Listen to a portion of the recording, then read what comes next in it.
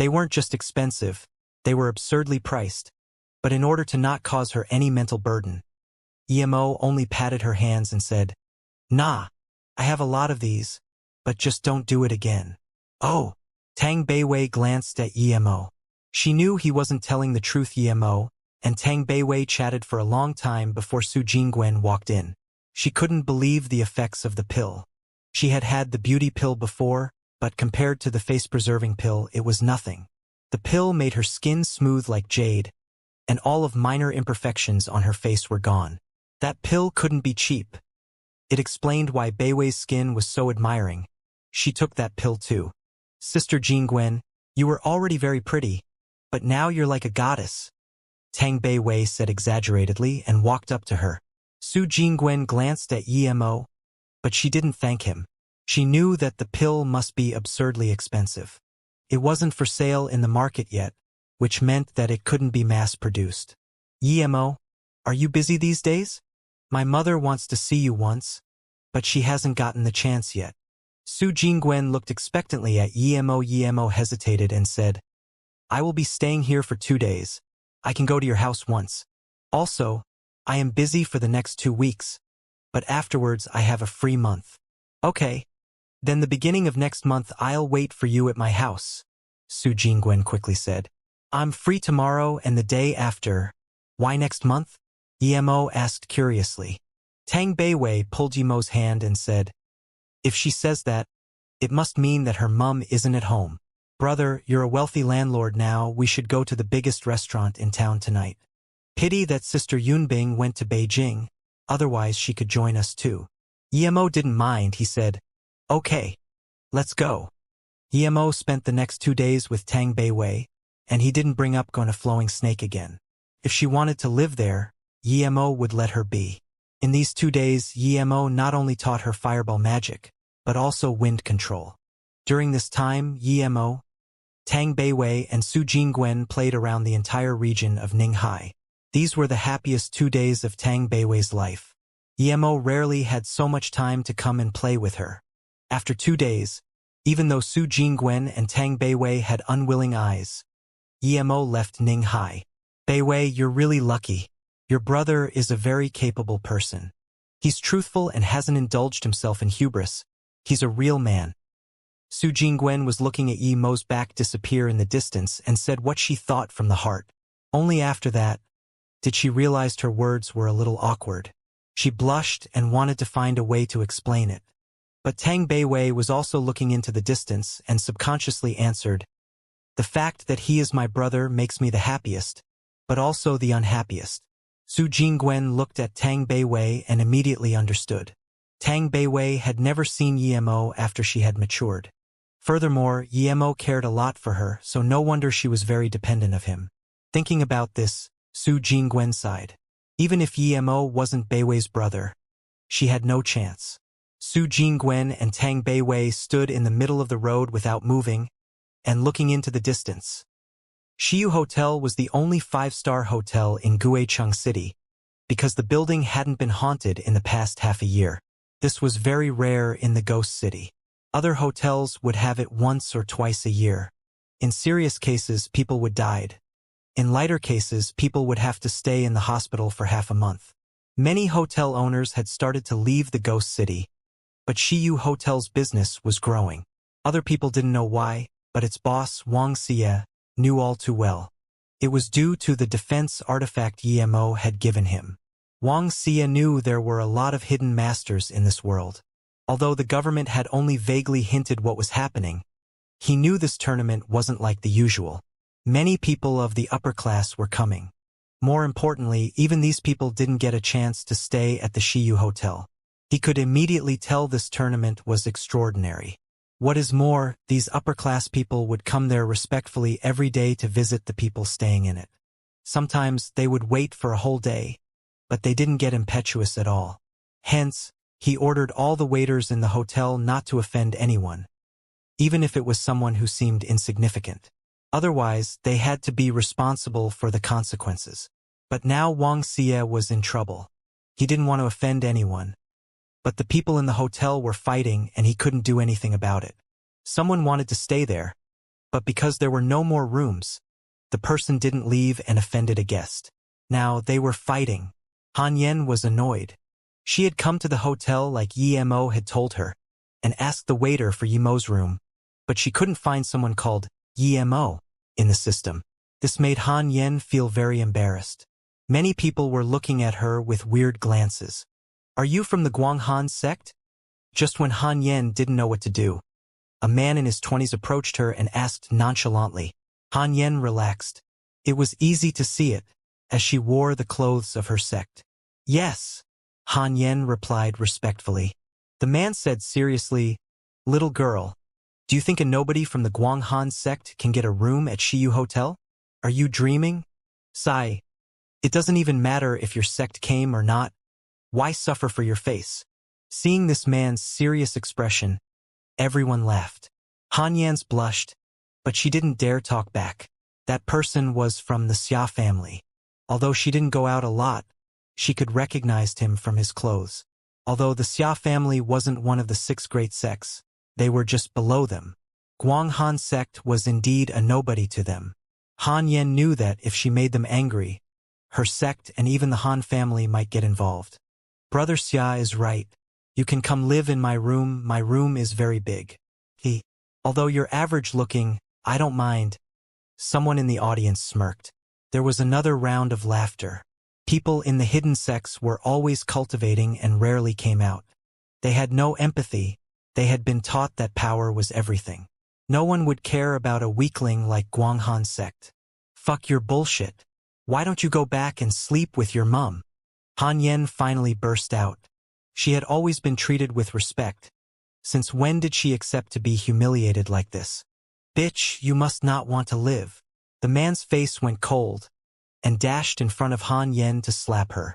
Han Yen was a yellow-level ladder stage warrior, but this man was at the yellow-level peak stage. With him attacking unexpectedly, Han Yen wasn't able to dodge it.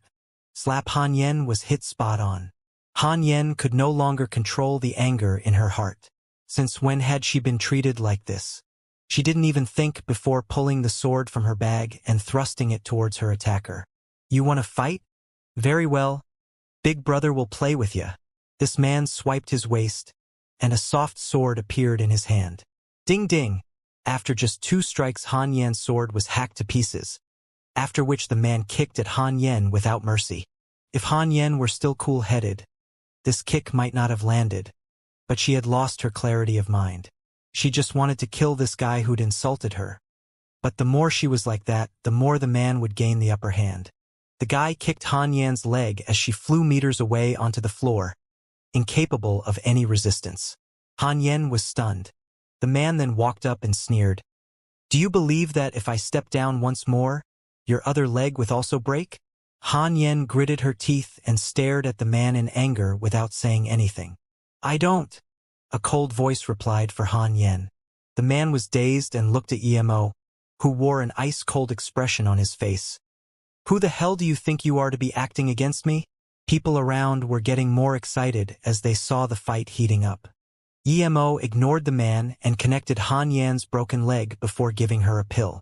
Then, he helped her up and apologized guiltily. "Sorry, I came late."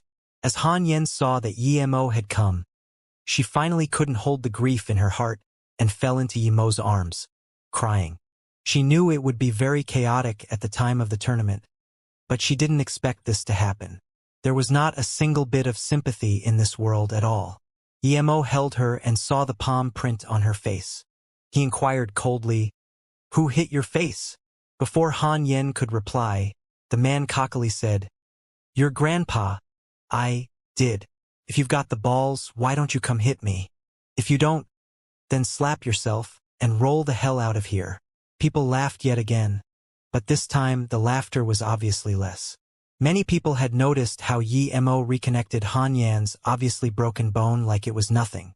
Even in the hospital, it'd take a month to barely be able to walk, yet this man just reconnected it in a moment and gave her a pill. And now she could already walk. This was too absurd. Emo sneered and dashed forward in a single step. He appeared in front of the guy's face in a blink and slapped him twice, quickly going on to kicking his chest. Before anyone could react, Yimeau's leg connected to the man's stomach. He took more than 10 steps back and spat out a mouthful of blood, ending up seated on the ground as his face was covered in blood. Yimeau walked over slowly and stepped down. There was the ghastly sound of bones getting crushed. Yimeau pulverized this man's leg. The scene was silent now. When the man bullied Han Yen, they thought it was funny, but now seeing Yimeau crush this man's leg, no one felt amused. They felt cold. Who was this guy as to be so cruel? No one stood out to help this man, just like when Han Yen had been getting abused.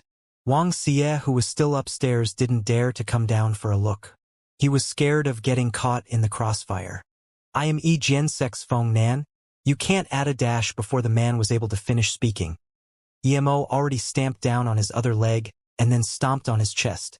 Even more bones cracked this time, astonishing everyone with his cruelty. Feng Nan no longer had the power to talk. His head slumped down, but no one dared to help him. Han Yen had calmed down now and quickly told Yimeau to come over. Yimeau didn't know about the Yijian sect, but she did. It was a sect in no way inferior to the Xia family. Her Guanghan sect couldn't mess with this sect either. Brother Yi, let's go. Han Yen grabbed Yimeau's arm and said worriedly. She glanced at Feng Nan subconsciously. Although the police didn't pass by there, nor would anyone call them, she was still worried that the guy was dead. Yimeau waved his hand. We're staying here. How can we leave? Tell me, who else bullied you? As soon as Yimeau said this, Xiaxia subconsciously lowered his head. Yimeau was definitely black level or above. With Yimeau's cruelty, he would be beaten up like Feng Nan all the same. Xiaxia wanted to call for the older generation of his sect, but no one was here. Han Yen didn't say anything, just looking at Xiaxia, because everyone was looking at him anyway. Yimeau walked up and studied him coldly, before saying, You also attacked? Xiaxia shivered and no longer had the composure of when he'd looked down on Han Yen. He just uttered worriedly, No, Qianbei, I didn't hit her. Seeing Yimeau's eyes get more and more intensive, Xiaxia couldn't take it anymore and knelt down. Qianbei, have mercy. I really didn't hit her. I just jeered at her. Xiaxia then started slapping his own face until there was blood. Yimeau then said coldly, Piss off. Don't let me see you again. Yes, Qianbei. I will piss off immediately. Xiaxia felt humiliated and angry, but he knew now wasn't the time to act up. He would need to be alive to get back at Yimeau. Xiaxia ignored everyone's contempt and ran into the elevator as he returned to his room. In his heart, though, Yimeau was a dead man. A mere black level dared hit a Xia family member and almost beat Feng Nan to dead? The other two Yijian sect members carefully carried Feng Nan back into their rooms. They had to report to their masters in order to get revenge. Near the window, there were 3 people, 2 girls and 1 man, who had watched the whole event from start to finish. The girls wore beautiful accessories on their heads, and the man was also very handsome. He had a certain bourgeois temperament. This person is cruel and decisive, and he's at least at the black level tertiary stage. I wonder which sect he's from. But since he knows the Guanghan sect people, he probably isn't from some big sect. What a pity. When the Yijian sect and Xia family people come, The young man sighed and shook his head, obviously thinking that Yimeau would be dead soon. Martial sister, have we seen this person before? I feel like he looks like that person. The younger one out of the 2 nuns suddenly asked. The older nun nodded. You're right. He's the masked man who went to the auction at Mount Wuliang. He's not to be messed with. Martial sisters, do you know him? The handsome man asked. The older nun nodded. Yes, if I'm not mistaken, this man went to the auction at Xianxia Temple. You didn't go last time, but he killed the Long brothers all by himself, and it's said that the Earth-level lone wolf also died by his hands. He's a very strong man, martial brother sure. Avoid contact with him, because he's very murderous. Oh, he can kill the Long brothers and lone wolf? Is he Earth-level? But how is that possible? He's only in his 20s. I've never even heard of such thing, martial brother Shi questioned in surprise. Shi Zhongji was himself a genius, being only 26 years old yet already at the black level tertiary stage. It could be said that no man could reach his level, yet this young man was even more absurd than him. Due to the huge difference between black and earth level, Zhongji didn't think Emo could kill Lone Wolf as black level. Interesting. Zhongji looked at Emo with interest. Although Han Yen really wanted to leave, Emo still brought her to the front desk. Sorry, sir. There are no rooms left. The front desk girl had witnessed Yemo's rampage and was shaking. Emo smiled. Tell your boss, Wuxia, to come down. Tell him an old friend is here. Although the front desk staff really didn't want to do it, they didn't dare go against Yemo's words. They picked up the phone and called Wuxia's office. Wuxia had noticed that the noise had quieted down, so he finally was relaxed. But at that moment his phone rung. Usually he wouldn't pick up these calls. He didn't want to hear it, in fear of the dissatisfaction of the people staying there. But he still picked it up, praying that it wasn't someone looking for trouble. President Wang. There's someone at the front desk saying he's an old friend of yours. He wants you to come downstairs, the front desk lady said with a little stutter. Oh, okay. I'll come downstairs immediately. Wuxia hung up the phone with a bitter look. He didn't dare not to go. Emo didn't have to wait for long before Wuxia's round body came out of the elevator. May I ask which Chenbei is looking for me? I'm Wuxia. Haha. Before Wuxia got to them, they could already hear his laughter. No one could tell if he was really happy or faking it. It's me. Can't you recognize me? Emo smiled. Ha! It's you, Brother Yi, it really is you. I've been hoping to see you for months, and you're finally here. Haha. Wuxia finally relaxed. Emo had only stayed at the hotel for a week. He was very capably but wasn't cocky. He was very grateful to Emo for the gift and didn't fear him. He knew Emo was easy to get along and that he was a true master. Emo saw that Wuxia was truly happy, so he patted his shoulder smiling. I came here looking for a place to stay. Do you have any rooms left? Yes, of course, Wuxia said without hesitation. Brother Yi. First let's go somewhere else. The front desk girl looked at her boss in shock. Boss, we have no more rooms in the hotel. She was afraid that her boss had forgotten. Haha, other people might not, but Brother Yi has a private suite in our hotel. It doesn't belong to the hotel, it belongs to Brother Yi. Wuxia pulled Emo into the elevator. The people around them stared at Emo, who was already going up. That young man was so powerful. He only had mentioned himself once and he had gotten a place to stay. Even more shockingly, he got a suite. After Emo had disappeared, the people in the lounge started to chatter. Since when do I have a private suite at your place? Emo asked confusedly. Wuxia smiled cleverly. At any other moment, you can have as many rooms as you want. But these days I don't get to decide. I had predicted this would happen. Last time you left, I decided to build a suite on the 8th floor. This one is just for you. As I said, it doesn't belong to me. Come. I'll show you around, I hope you like it. I thought it would be unlikely for you to come again. But you actually did. It's truly an honor. Emo laughed and said, Thank you. If you have any troubles, just come ask me for help. I owe you one today. Wuxia smiled. Brother Yi. Look, you've already solved my biggest problem last time you were here. My hotel got to be recognized as a 5-star one in only half a year. I give you the credit. I only built a small suite, it's nothing compared.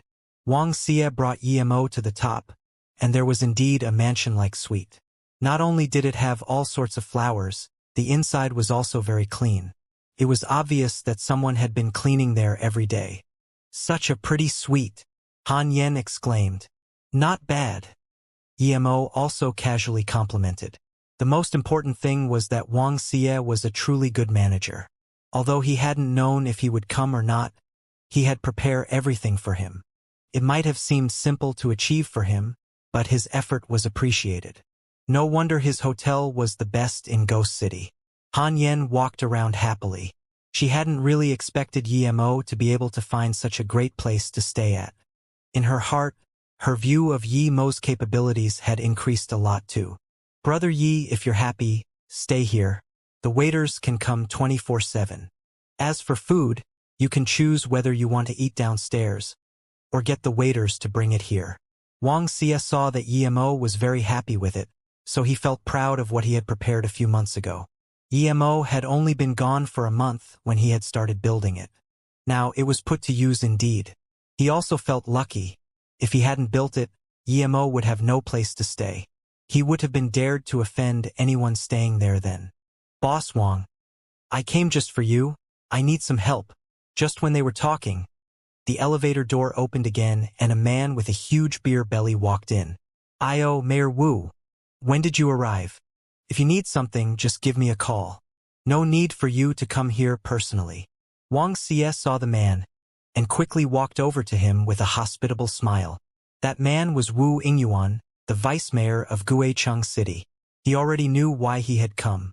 The man scanned Emo and Han Yen and said, President Wang, your hotel really has brought honor to our city, but I really need your help today. I have a friend and he's also coming to the tournament, but he's arrived late and now has no place to sleep. And if he stays somewhere else, he would lose face. So could you please get him a room in your hotel?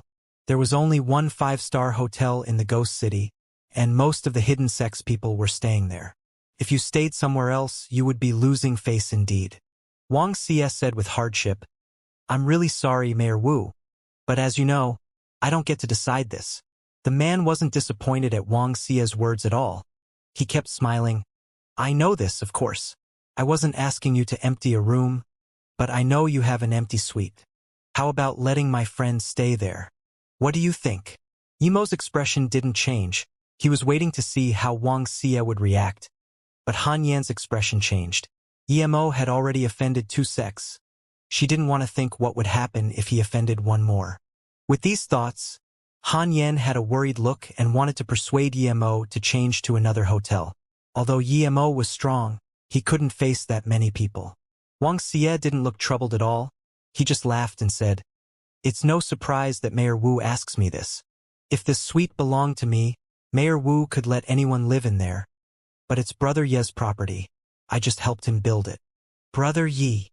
Wu Ingyuan looked strangely at Emo and Han Yan. Emo smiled. He didn't want to make it hard for Wuxia. So he said, He's right. This suite is my property, sorry. Then that makes things easy. Even if you move out for a few days, the place will still be yours.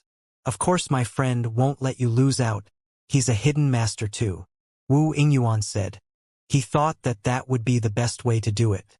After all, he was a vice mayor. These 2 young people would agree to him immediately. From what Wu Ingyuan could see, Emo looked pretty average. Although Han Yan had a good temperament, she wasn't some extreme beauty. She was probably just some relative of Wuxia's. But what he didn't expect was that this young man would just scan him coldly and say, Sorry, Mayor Wu. Please leave for now. I still have some things to discuss with Boss Wang. Wu Ingyuan was being kicked out, which made him furious instantaneously. He had to be very tolerant these past few days, but now even a small young kid dared send him away? Boss Wang, I believe there are some things that young people don't fully understand, Wu Ingyuan said. He knew that Wuxia was on good terms with everyone in the Ghost City and knew what sort of person he was. Wuxia had a pained look on his face. He knew what Wu Ingyuan wanted. Emo's face sunk, and he said plainly, Did you not hear my words? I don't want to rent out my house. So are you a representative of the government or a robber? Good. The young are brave. I'll relay his words exactly as he said them. But I believe Boss Wang can imagine the consequences. Then this potbelly just up and left. Wuxia had wanted to let Wu Ingyuan back off without offending him, but Emo's way of doing things had forced him into a corner. Although Wuxia knew that Emo was a master with no fear of that master that Wu Ingyuan was talking about, after this, that Wu Ingyuan would be giving Wuxia a hard time for sure. Emo could guess Wuxia's worry and patted his shoulder. Boss Wang, don't worry, you won't be affected by this. What I'm curious about, though, is why I can't see any elders at the tournament. Wuxia heard this, and although he didn't believe it quite well, he still answered. According to the waiters, they went to a meeting to trade things, but I don't know the specifics. So that was it. Emo finally understood. It was hard for these people of the hidden sects to gather so completely, so they were going to have a meeting exchanging things. If there was another auction, he might go take a look too. Thinking about this, Yemo gave a black bracelet to Wuxia and said, "Thank you. I will consider you my friend. This defensive artifact is something I made in my spare time. It's yours now." Wuxia took it with a face of joy and surprise. He knew that something Yemo would give had to be valuable. After he wore it, he immediately felt tough and sturdy and thanked Yemo.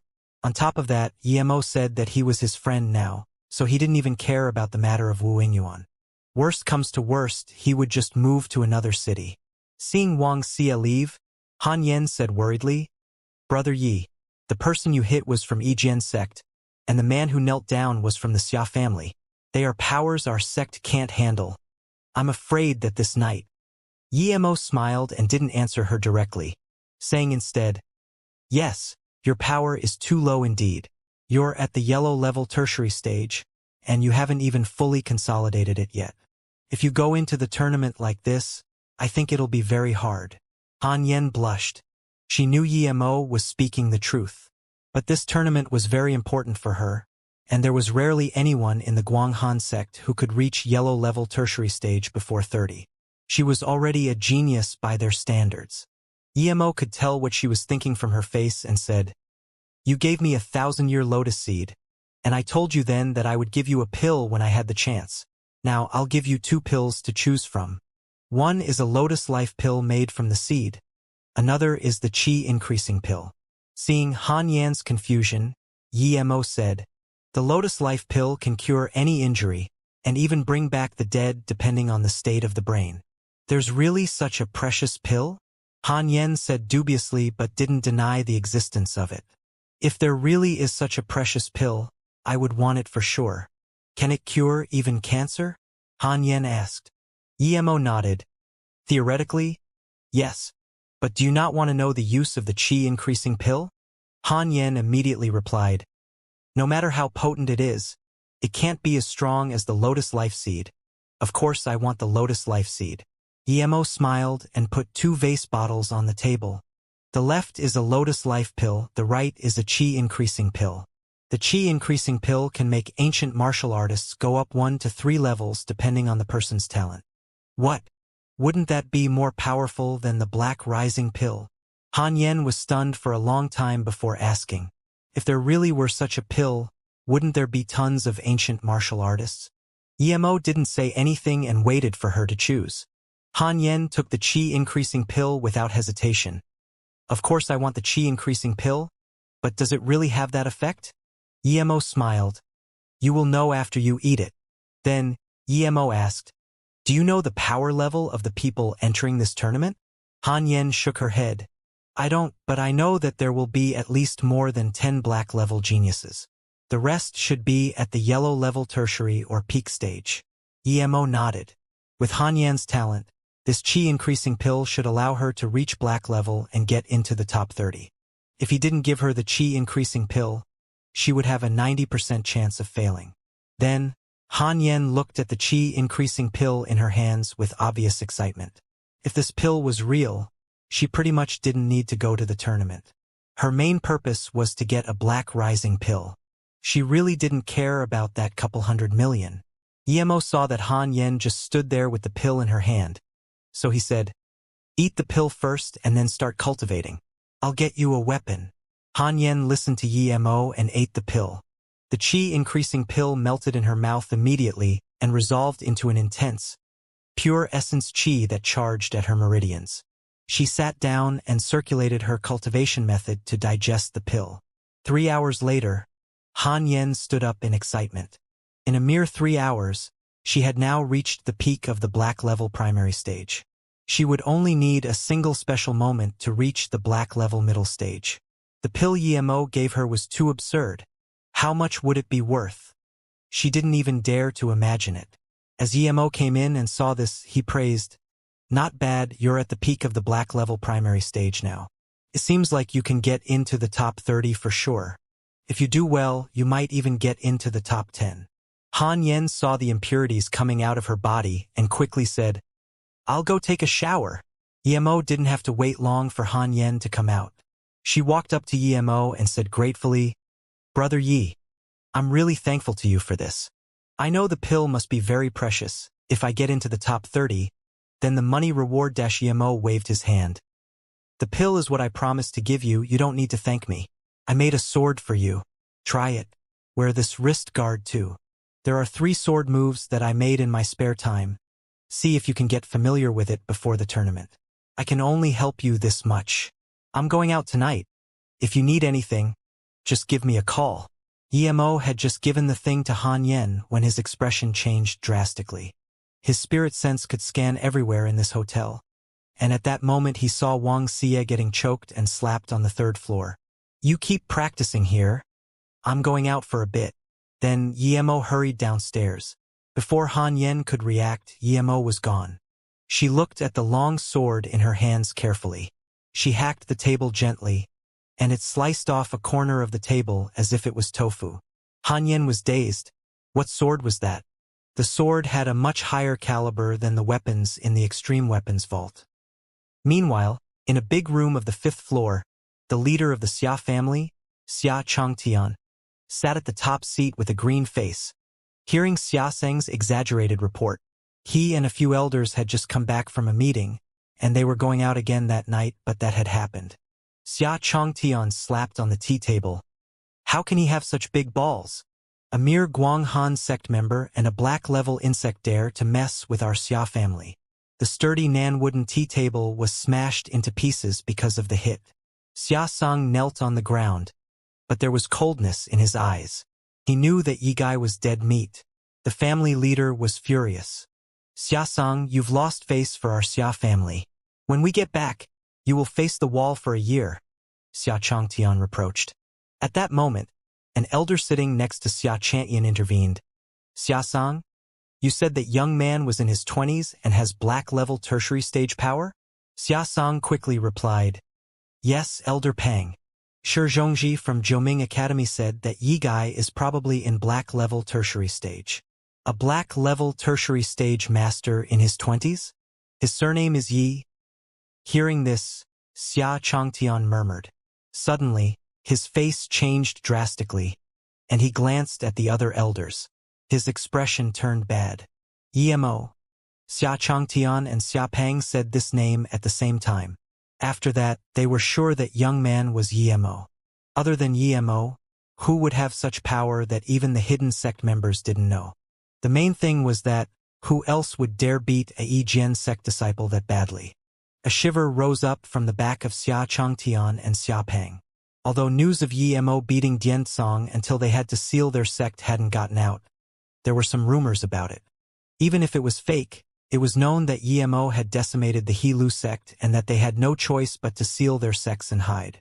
2 of the 6 big hidden sects were forced to shut down by Emo, and now an idiot from the Xia family had to mess with him. It said that Emo loved to annihilate sections. No matter how strong the Xia family was, they weren't as strong as one of the big 6. Furthermore, they knew something that others didn't. Their son-in-law, one of the 3 masters of the Hong martial sect, Earth-level middle stage Zhang Fengji, was killed by Emo. After Emo killed him, he helped Mo Kong to take Xiaorou. Despite this, the Hong martial sect didn't dare say anything. They even went to help Emo make an announcement and compensated him for his losses. But the reason for this compensation was ridiculous. It was that these people had gone to Flowing Snake and hit in his property. Despite this, most of the people who went still brought something to apologize. His Xia family was one of them. From this, one could see Yemo's dominance over the hidden sections. Could be said that Yemo's name was a taboo for the hidden sections.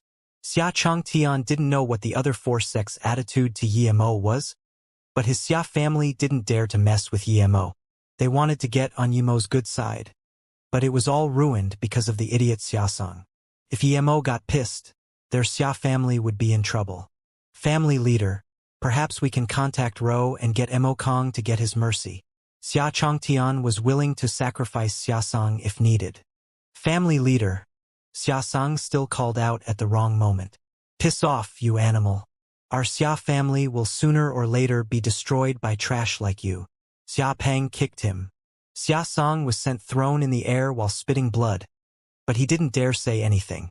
He had heard of Yemo's power, but just didn't realize the person he had offended was Emo. He was over. Xiaxing's heart sunk.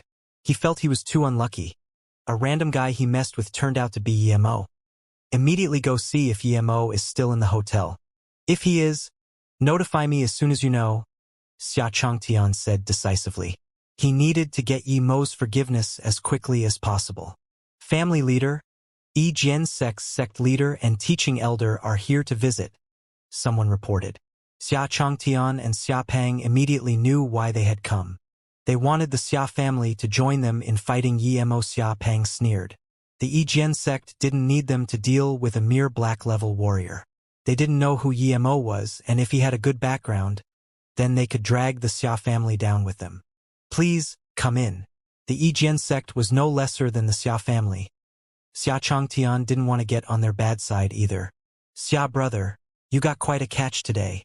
A skinny man entered first. He saluted and smiled. Xia Changtian also saluted with his fist. Sect leader, you has also acquired quite a lot too.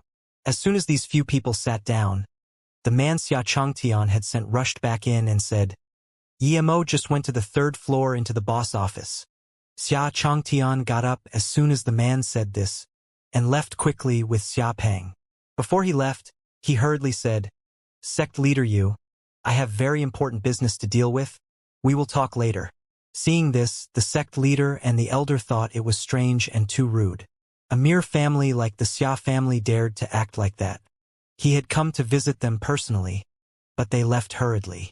Even if he was going to see the sect leaders of the 6 big sects, he couldn't be like this. Sect leader? Did he say Emo? The elder had immediately heard this. The person who had beaten Feng Nan was also an ancient martial arts cultivator with the surname Yi. They immediately connected the dots and realized that the person who had beaten up Feng Nan was Emo. When Emo reached the 3rd floor, Wuxia was already dumped in a corner. The person beating him was a man in his 30s, yellow-level tertiary stage. Emo saw Wu Ingyuan next to that man. He knew that this person was the master he had heard about. But Mayor Wu looked very respectful then. He didn't seem to notice that Wuxia was getting beaten. You're very ballsy, Boss Wang. You dare give a room to that trash. I think you don't want to live. This young man kept swearing. He thought that Wuxia should have given the room to him on first notice, but Wuxia didn't and he disrespected him. Young Master Pei, the person living at the top is him. Wu Ingyuan was the first to see Emo at the door. The young man stared coldly at Emo and swore, Idiot, do you want a D-dash? Young Master Pei just said half a sentence and stopped. His face had turned into horror. She sect leader Xia. He mumbled and bowed to the old man who had just walked in. But the 2 men didn't seem to see him and just walked to Emo. Before bowing, Xia family leader, Xia Changtian. Together with Xia Pang greet Yichinbei. Emo just nodded. He had seen this Xia Changtian at the auction in the temple. He had bought the blue flower blue leaf grass from him. But at the time, he was no match for Xia Changtian. Times change, however, and now, he was someone that Xia Changtian needed to look up to. Emo didn't talk to Xia Changtian and looked at the frozen young Master Pei and sneered. I really want to see how you're going to make me die. At this moment, young Master Pei was frozen. Why was the Xia family leader, Xia Changtian, disrespectful to this young man? If he had known this, he wouldn't have dared do anything at all. Although he didn't know who this young man was, he understood that he'd kicked a hard brick this time. Wu Ingyuan was full of cold sweat. He was much more experienced than that young Master Pei, but he didn't expect a friend Wuxia knew to be this absurdly powerful. Jian Sex Yu Tao greets Yichinbei. My sex disciple was disrespectful. Hence I came here to ask for forgiveness. Before young Master Pei could say anything, another old man ran in. Another sect leader came to see this young man with such respect. Young Master Pei could no longer hold the terror in his heart. He was about to break down. God, who had he messed with? He felt his legs shaking and at the same time, he hated Wu Ingyuan so much that he wanted to eat him. You are Ping Jian Sex member? Xia Changtian heard Emo's words and suddenly turned around to young Master Pei asking a question. He knew that if the Xia family didn't act fast enough, The chance to prove themselves would be taken by Yu Tao. This young Master Pei shivered and stuttered. Yes, Xiaqianbei, this no I wooing yuan, said that Boss Wang had a place for me to stay at but wasn't letting me. So I came to find Boss Wang dash. Before he finished his explanation, he felt a huge kick on his chest as he was sent flying out of the room. He spat blood in midair and slumped onto the ground. Emo used his spirit sense and knew that the guy's dantian was broken. Your Ping Jian sex Liang Qixing and Huakuming don't even dare disrespect Yiqianbei. You're quite bold, aren't you? Xia Peng said. Emo looked coldly at Xia Peng but didn't say anything. He felt like Huakuming was a familiar name though, and soon he remembered the person. When he accompanied Luo Xian to get the Ni Luo Sutra, the one he saw then was that Huakuming. He was surprised to find out that he was from the hidden sections. At this moment, Yu Tao understood the situation too. He walked up to Wu Ingyuan and slapped him in the face. Just when Yu Tao was going to hit him some more, the elder before him said, "Sect leader. This person is the vice mayor of Guicheng." Wu Ingyuan felt abused, but he knew that there was nothing he could do. He regretted his actions greatly. Haha. So you're a mayor. But how can someone like you become a mayor? Marshal Brother Yen, you deal with this. I don't think he deserves to be a mayor. Yu Tao stopped attacking him. There were still rules he needed to follow. Count the Xia family in. Xia Peng, you and Brother Yen deal with this together.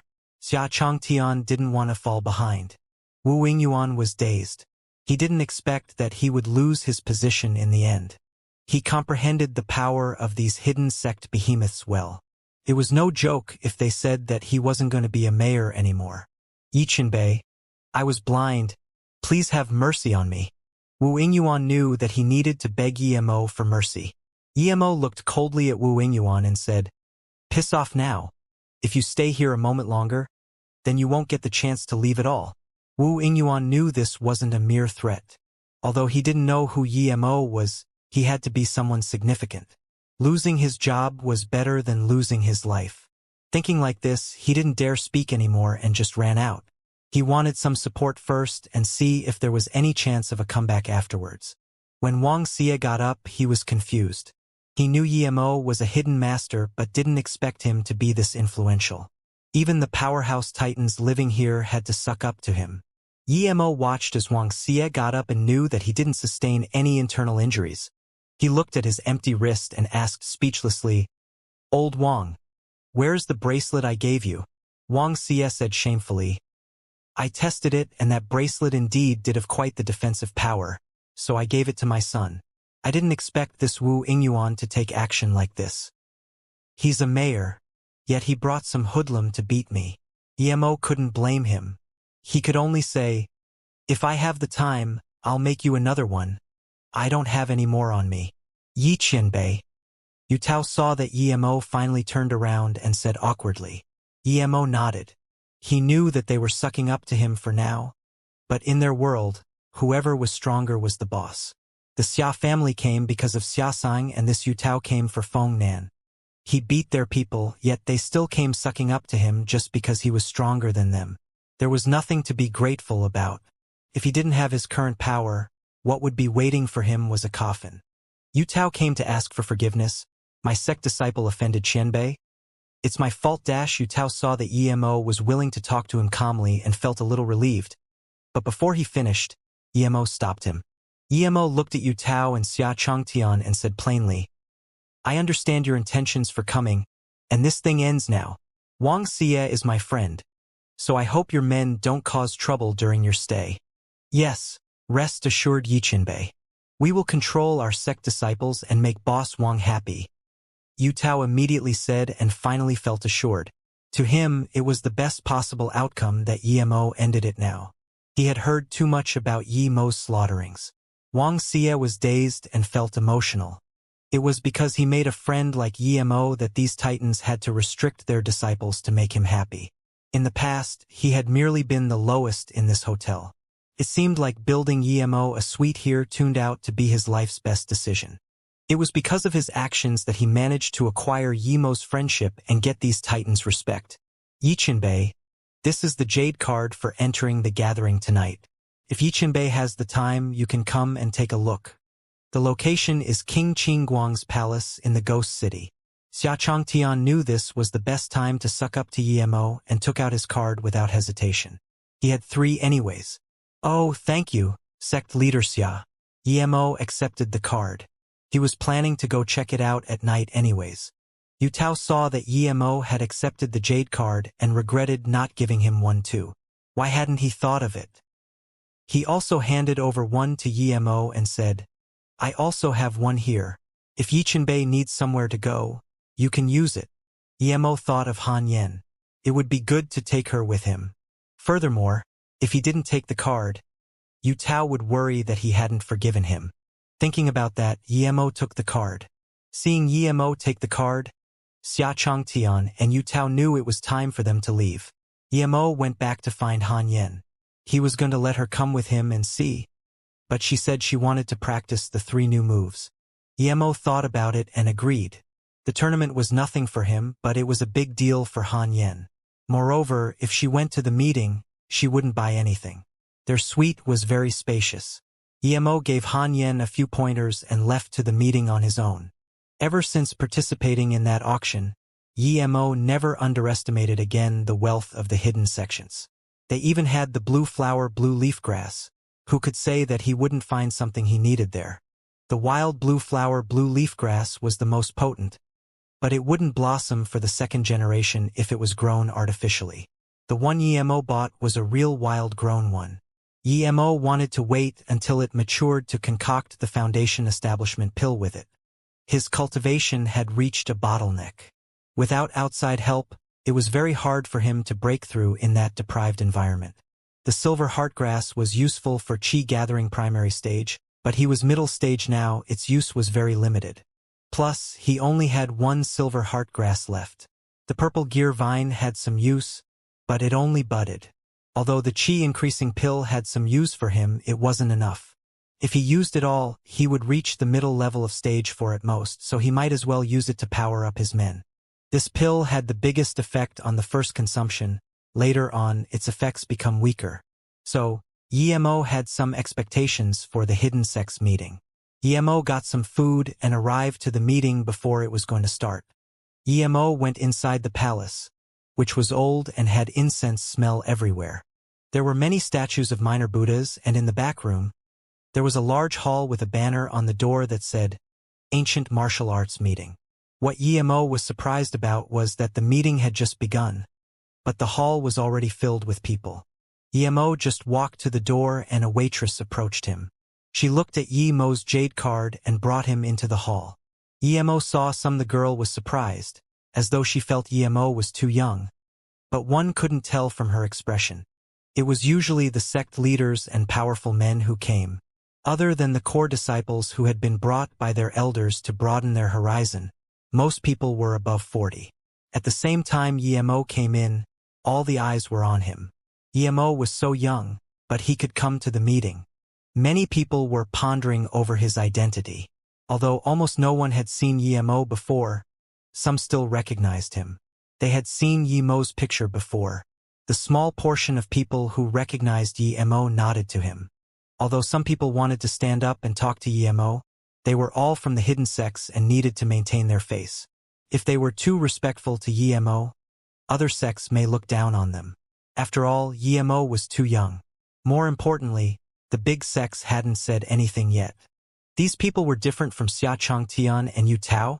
They had seen him privately and still chose to offend Yimo. Yimo didn't mind these people. It was normal for them to be prideful. He would never use his power to abuse them, unless they messed with him. Master, it's this young man who taught the disciples of Yijian sect and the Xia family a lesson. His inner qi is collected, he probably is that Yimo. Although our sect isn't afraid of him, you shouldn't come into too much contact with someone with such power. Martial brother, I've also heard of Yimo.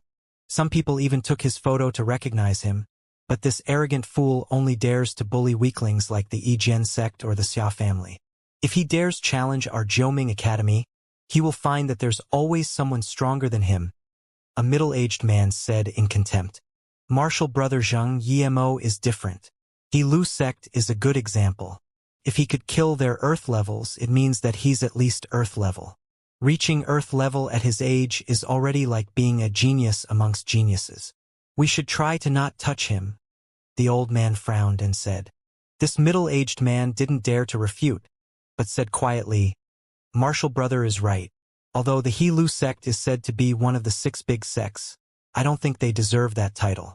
They are quite inferior compared to the top 3, even I can kill them easily. The old man shook his head and didn't say anything.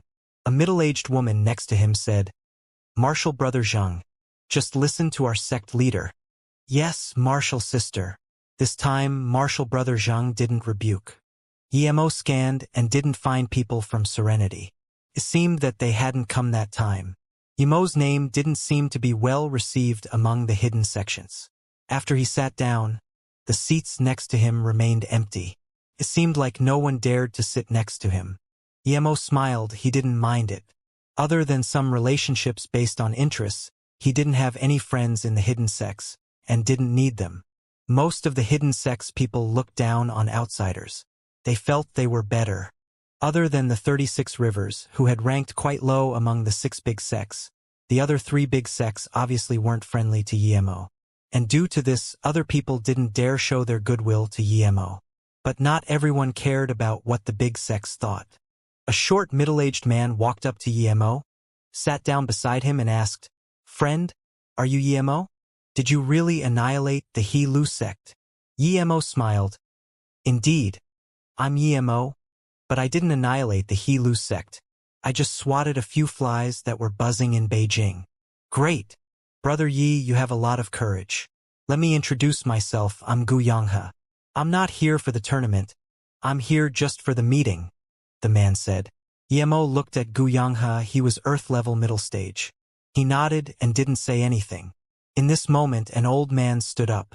He glanced at Xianxia casually and said, Friends, we're usually spread across the land and it's hard for us to have a chance to gather. Ancient martial arts are declining nowadays because the resources are scarce. It's hard to use these limited resources and get what everyone needs. On the occasion of this tournament once every 5 years, we can gather together. I wish that everyone can get what they need from this meeting. As one of the founders, I'm responsible for the fairness of this meeting. If you don't respect the rules, don't blame me, Xiang Mingwang. Then the old man looked at Emo specially, as though Emo was the main rioter. Emo sneered. He couldn't care less about that old man's words. As long as he didn't mess with him, it was fine. Even if the old man was Earth-level peak or even halfway to Great Heaven, Emo didn't mind. We support Xianxia from the Gourd Cave. If there's anything you need, just tell us. Someone immediately came out to support this old man. Yes, with Xianxia, Fengxinbei and Wangxinbei here, who would dare defy the rules? Of course, we came here because of the 3 Qianbei. The auction at the temple last time was good, but it was too chaotic.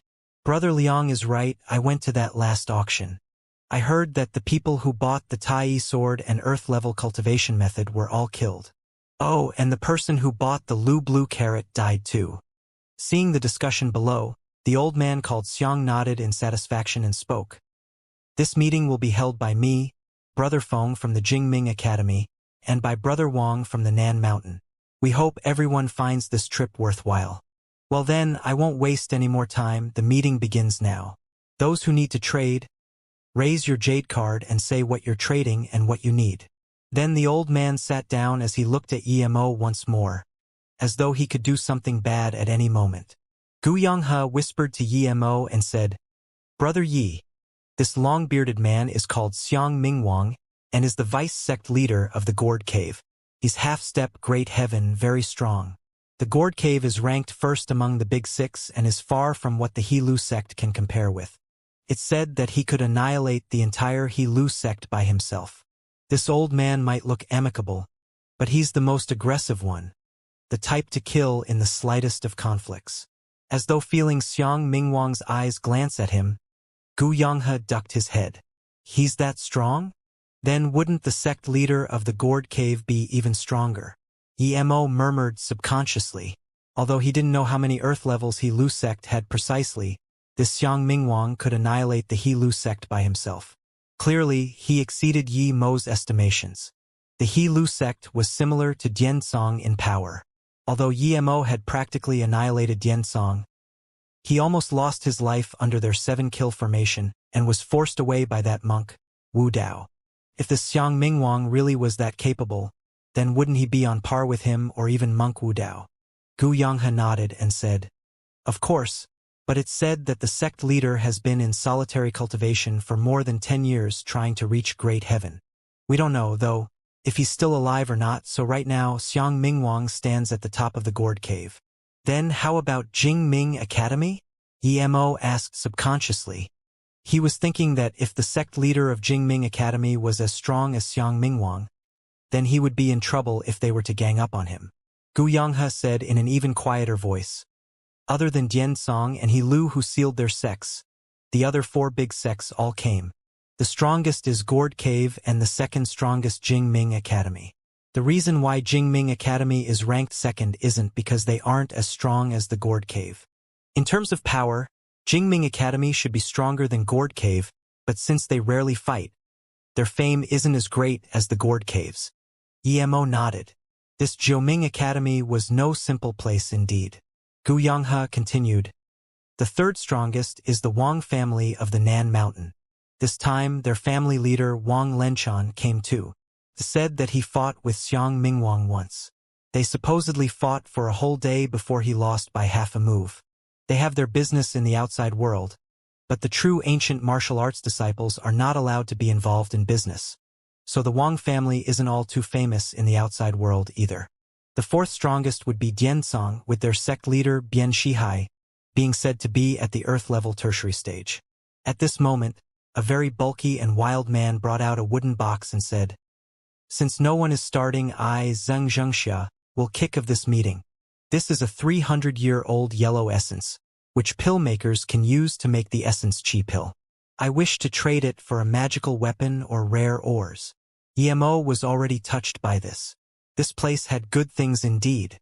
Just by looking at this yellow essence, one could see intricate circles on it, meaning that it had to be a few hundred years old at least. Yellow essence younger than 100 years old was beneficial to health but useless to ancient martial artists. The essence chi pill, however, can recover inner chi speedily and also purify inner chi. The con of it is that it can't improve power. As soon as Xianxia said this, someone immediately said, "Sect leader Zhang, don't mention the essence chi pill. I've never heard anyone who can make the essence chi pill. I have a top-grade black jade here. If sect leader Zhang is willing, we can trade." Yi Mo shook his head.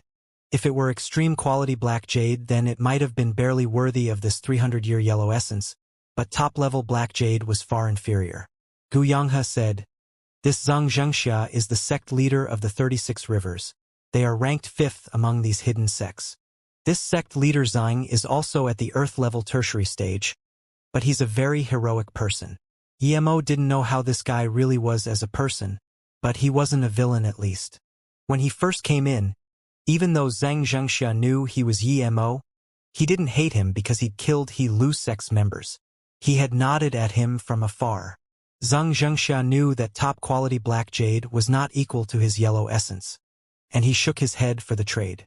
Everyone knew that the man was right about the essence chi pill, so no one wanted to trade for Zhang Xianxia's yellow essence anymore.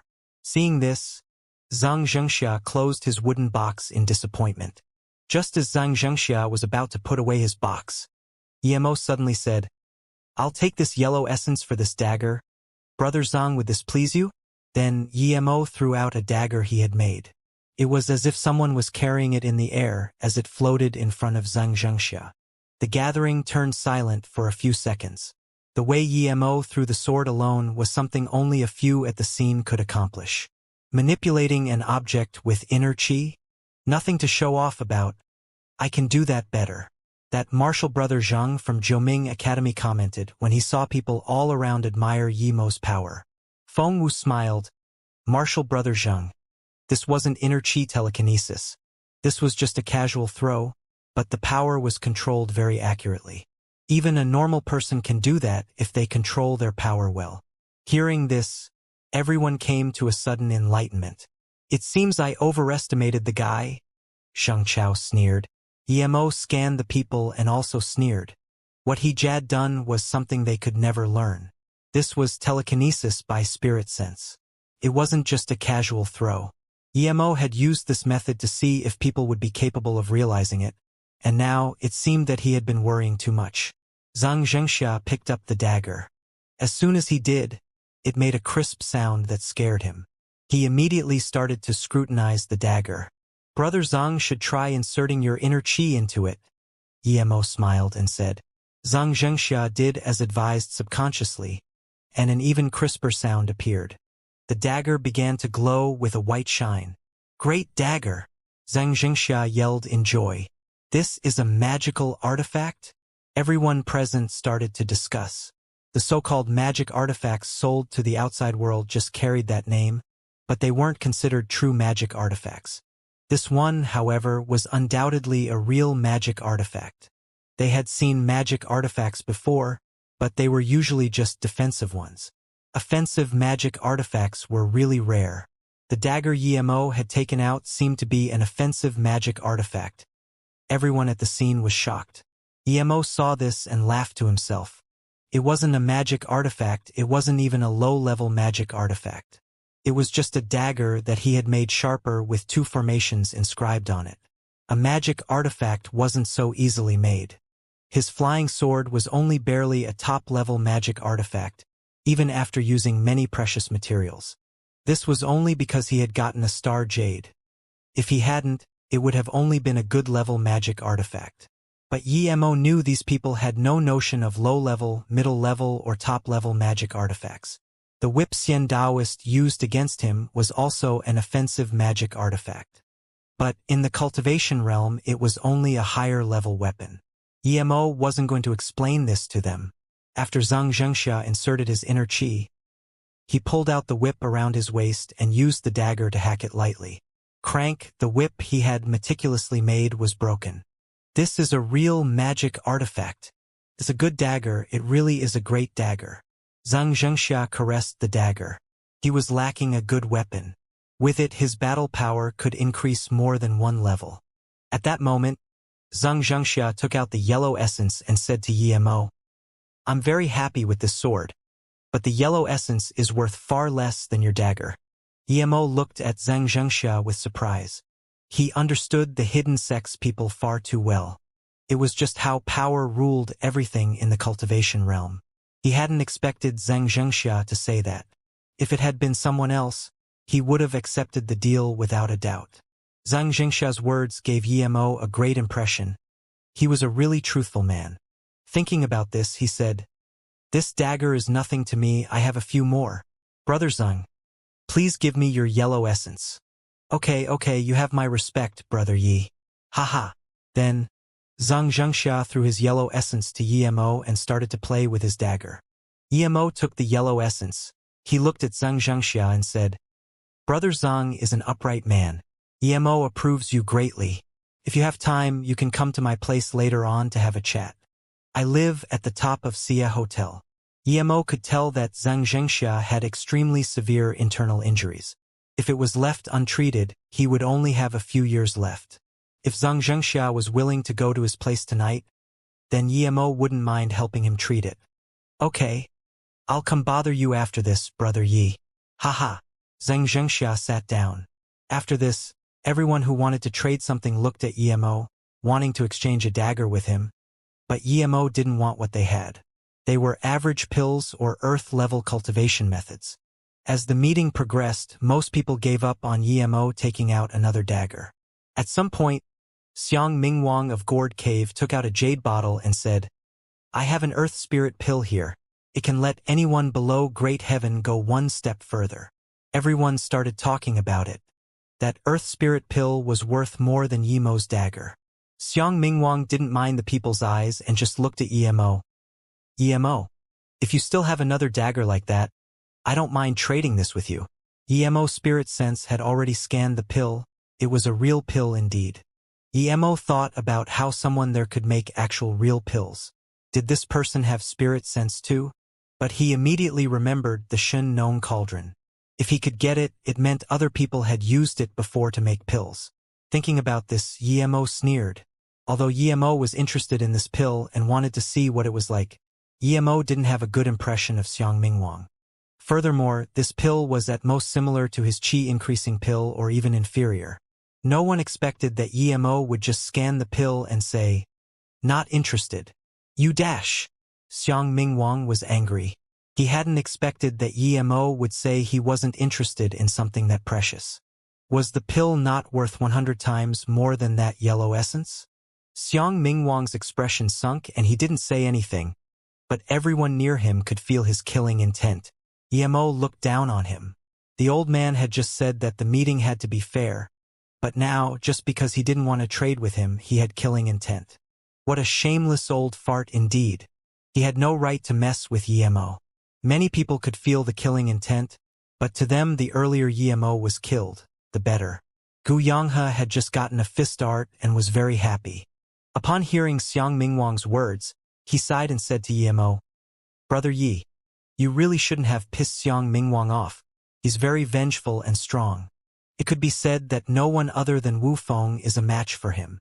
Yemo smiled. "I'm worried he won't come for me." Gu Yanghe sighed and shook his head, thinking that young people were too out of their mind.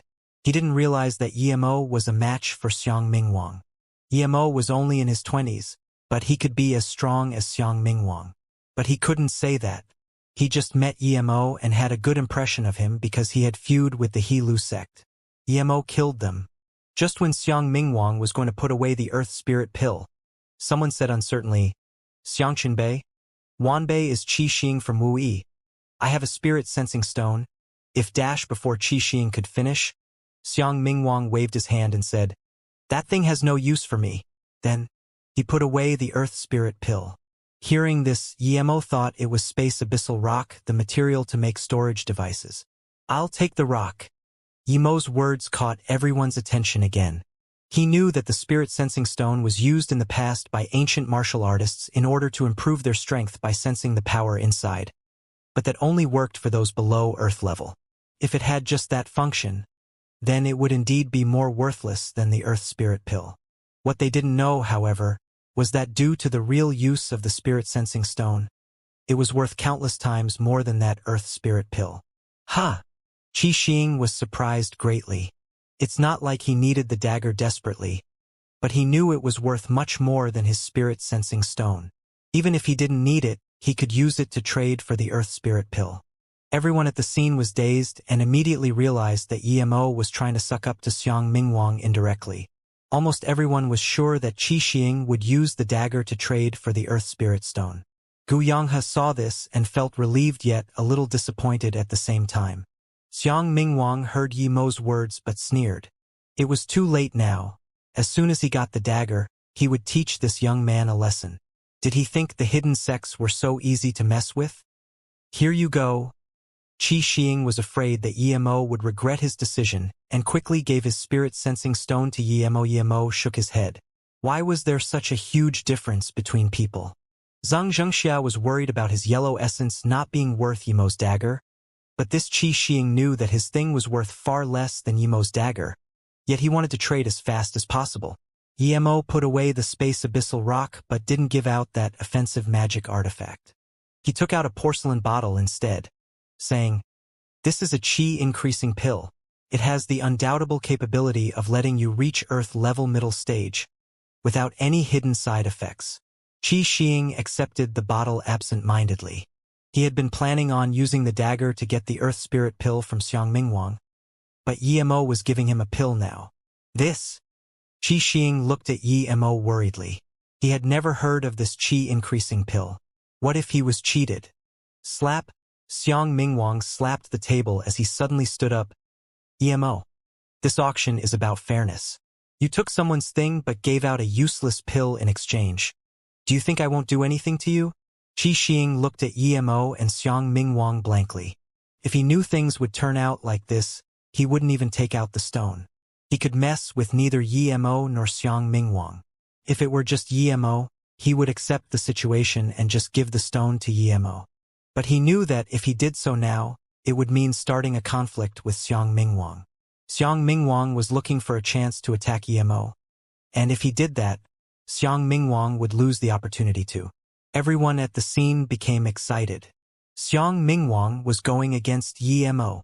There was a drama to watch now.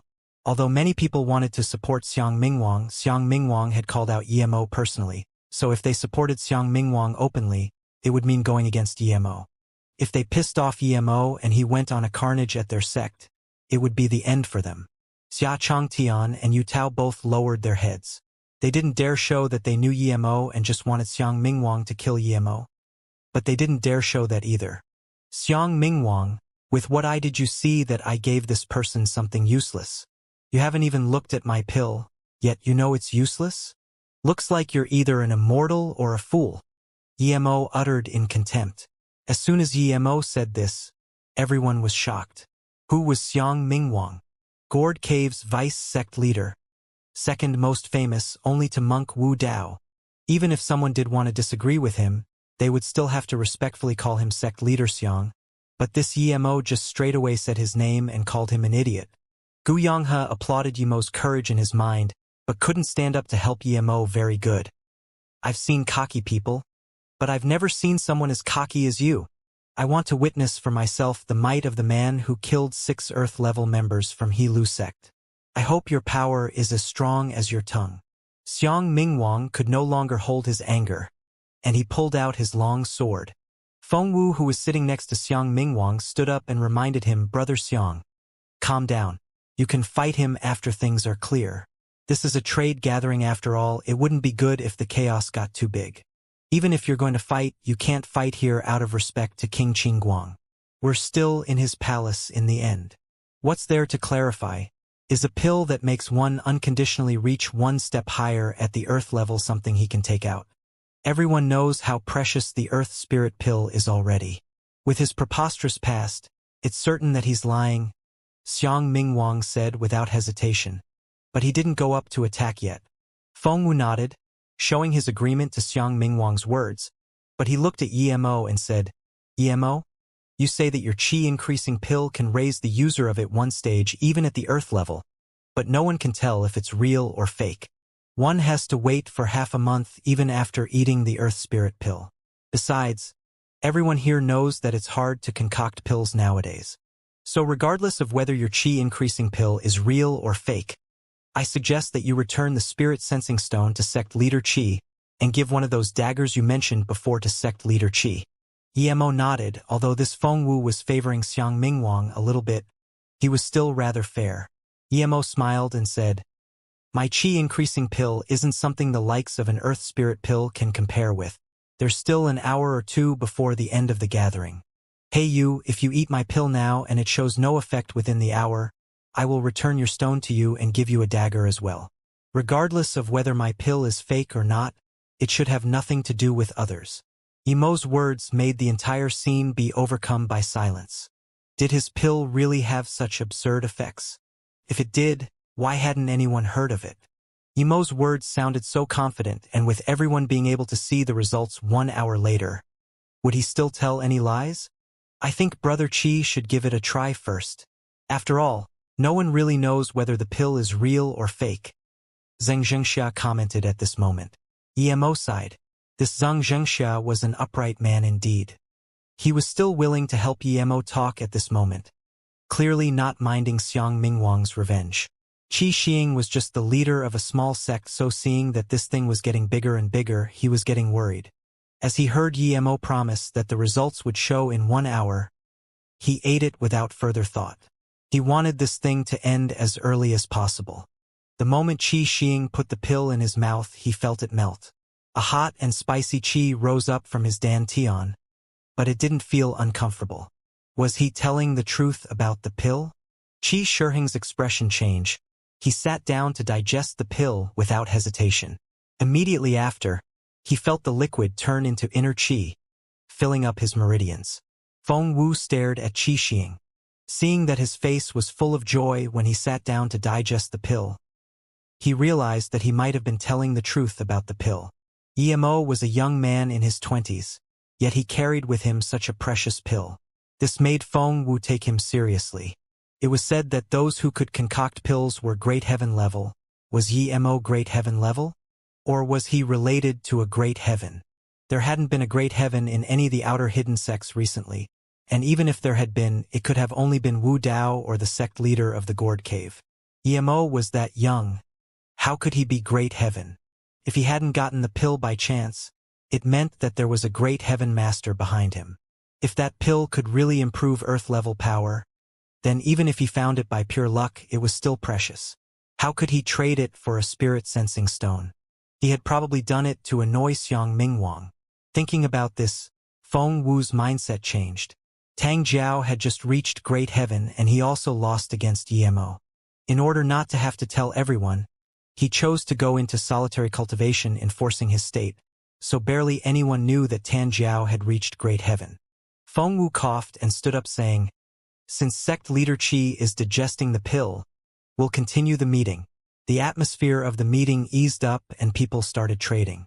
Hearing this, Xiang Mingwang frowned, but he didn't say anything and just sat down with a bleak face. Yemo scanned Xiang Mingwang. Everyone thought he had traded the space abyssal rock to challenge Xiang Mingwang, but he knew that he wasn't. He wasn't afraid of Xiang Mingwang at all. If he wanted to fight, Yemo would give him a fight. The trades that followed were substantial to the people there, but they were too average for Yemo. Jiuming Academy had a great wealth and took out an Earth-level high-stage ancient martial arts cultivation method. Feng Wu was looking at Yemo from the moment he took it out, but it was useless to Yemo. An hour passed quickly and the meeting was near its end. But then Qi Xing yelled and stood up. He stretched his arms and called out, "Great pill! I reached Earth-level middle stage this easily." Qi Xing seemed to suddenly realize where he was and carefully saluted Xiang Mingwang and Feng Wu with his fist. He said, "Qianbei, Wanbei just broke through. Sorry for my impoliteness. You've reached Earth-level middle stage?" Feng Wu looked at Qi Xing. He didn't have the spirit sense to decipher the inner qi of martial artists, so he could only ask, "Yes, Feng Qianbei. Wanbei reached Earth-level middle stage indeed." The joy on Qi Shiheng's face was still there. Wang Lenchan said calmly, "So, is that pill real?" Qi Shiheng's tone grew more careful. The pill was the key to the fight between Yemo and Xiang Mingwang, but now everyone knew he had reached Earth-level middle stage, and even if they didn't, he didn't dare to lie. "Yes, Brother Ye's pill works as he said." Then Qi Xing saluted Yemo with his fist. "Thank you, Brother Yi. I'm truly grateful." Xiang Mingwang's expression changed. He knew that he had lost completely, but if he didn't come out then and say anything, his authority would be damaged. You have the remains of an ancient martial arts ruin. It's the wealth our predecessors left us. Yemo, if I were you, I would contribute to our waning Chinese ancient martial arts. Even if you can't give out everything for free, you should take out some for trade, in order to contribute to the development of Chinese ancient martial arts. Xiang Mingwang sneered. He knew that was impossible, but he couldn't let everyone judge him because of the qi increasing pill. Yemo was angry, one could tell from his eyes. He had seen shameless people before, but never someone as shameless as Xiang Mingwang. He dared say such words. There were so many sects there, but it was Yemo who had to contribute with his things. Yemo knew what Xiang Mingwang wanted to do. On the one hand, he wanted to save his own face, and on the other hand, he was trying to turn everyone's attention to Yemo and make him the target. He had said that Yemo had gotten the pill from an ancient martial arts ruin, and that these sort of ruins were the shared wealth of all ancient martial artists. Hence, Yemo should share it with everyone. Yes, that wealth should belong to everyone practicing ancient martial arts. I firmly support Xianxianbei's words. It belongs to everyone. Everyone seemed to be enlightened as to why Yemo had such absurdly potent pills and offense magic artifacts. People were concerned about offending Yemo before, but now, with Xiang Mingwang taking the lead and them also being able to benefit from it, everyone supported Xiang Mingwang. Yemo sneered. He sat without moving and looked around. Everyone who Yemo looked at subconsciously ducked their heads. Xiang Mingwang, to be honest, I, Yemo, have seen many shameless people, but this is the first time I see an old thing as shameless as you. If you want my things, it's simple. Come and take them if you have the balls. Emo couldn't be bothered talking anymore, so he just challenged him. Emo, I'm Wang Lenshan from the Wang family. Although sect leader Xiang's words are a bit straightforward, I agree with him. You were lucky to find an ancient ruin, but it still belongs to all of ancient martial artists. We won't ask you to give it for free. You can choose to trade or ask for something. Wang Lenshan, who hadn't spoken before, stood up. Xianxia looked at the situation and sighed. He didn't say anything because he knew it was useless. Although Emo didn't mind slaughtering everyone, it would mean he would become enemies with the entire hidden sects if he did. Although he wasn't afraid of that, he had friends and family now. If it wasn't for Xiang Mingwang, the people who were jealous of his things would only be able to attack in the dark. But with Xiang Mingwang as their lead, they all attacked openly. After thinking carefully, Emo calmed down and said, Xiang Mingwang, since you're one of the people holding this meeting, you must have lived quite long and know a lot. Before I take out my things, I want to ask you a few questions. I've been upright all my life. There's nothing I can't answer. Xiang Mingwang sneered but felt satisfied. He had turned the tables. Haha. Perfect. Since there's nothing you can't answer, I want to ask you a few questions. You're the vice sect leader of Gourd Cave. I want to know how long your sect has been around to have such fame. Emo asked plainly. Xiang Mingwang laughed pridefully. We've only been around for 100 years, but our wealth is great, and with the acknowledgement of the hidden sect's Dao friends, we were chosen as the #1 sect. Emo sneered. You've only been around for 100 years, and you dare say you have an abundant wealth? According to what I know, Serenity, Diansong, and Broken Fist Hall have been around for more than 100 years. According to your words, wouldn't they be wealthier and with more reasons to be #1 among the hidden sects? Even if they aren't eligible, are there no sects around that are older than 100? With these many sects here, how come the first place should be your sect? Emo knew that with Xiang Mingwang's temperament, he would be angry if someone were to doubt that his sect was #1. And indeed, Xiang Mingwang yelled furiously, How dare you? Our Gourd Cave originates from the end of the Han dynasty's Wuxia, having more than 2,000 years of history. How can normal sects compare? The elder next to Xiang Mingwang quickly stood up and said, Our sect leader just wants to mention that our sect has been passed down for more than 2,000 years.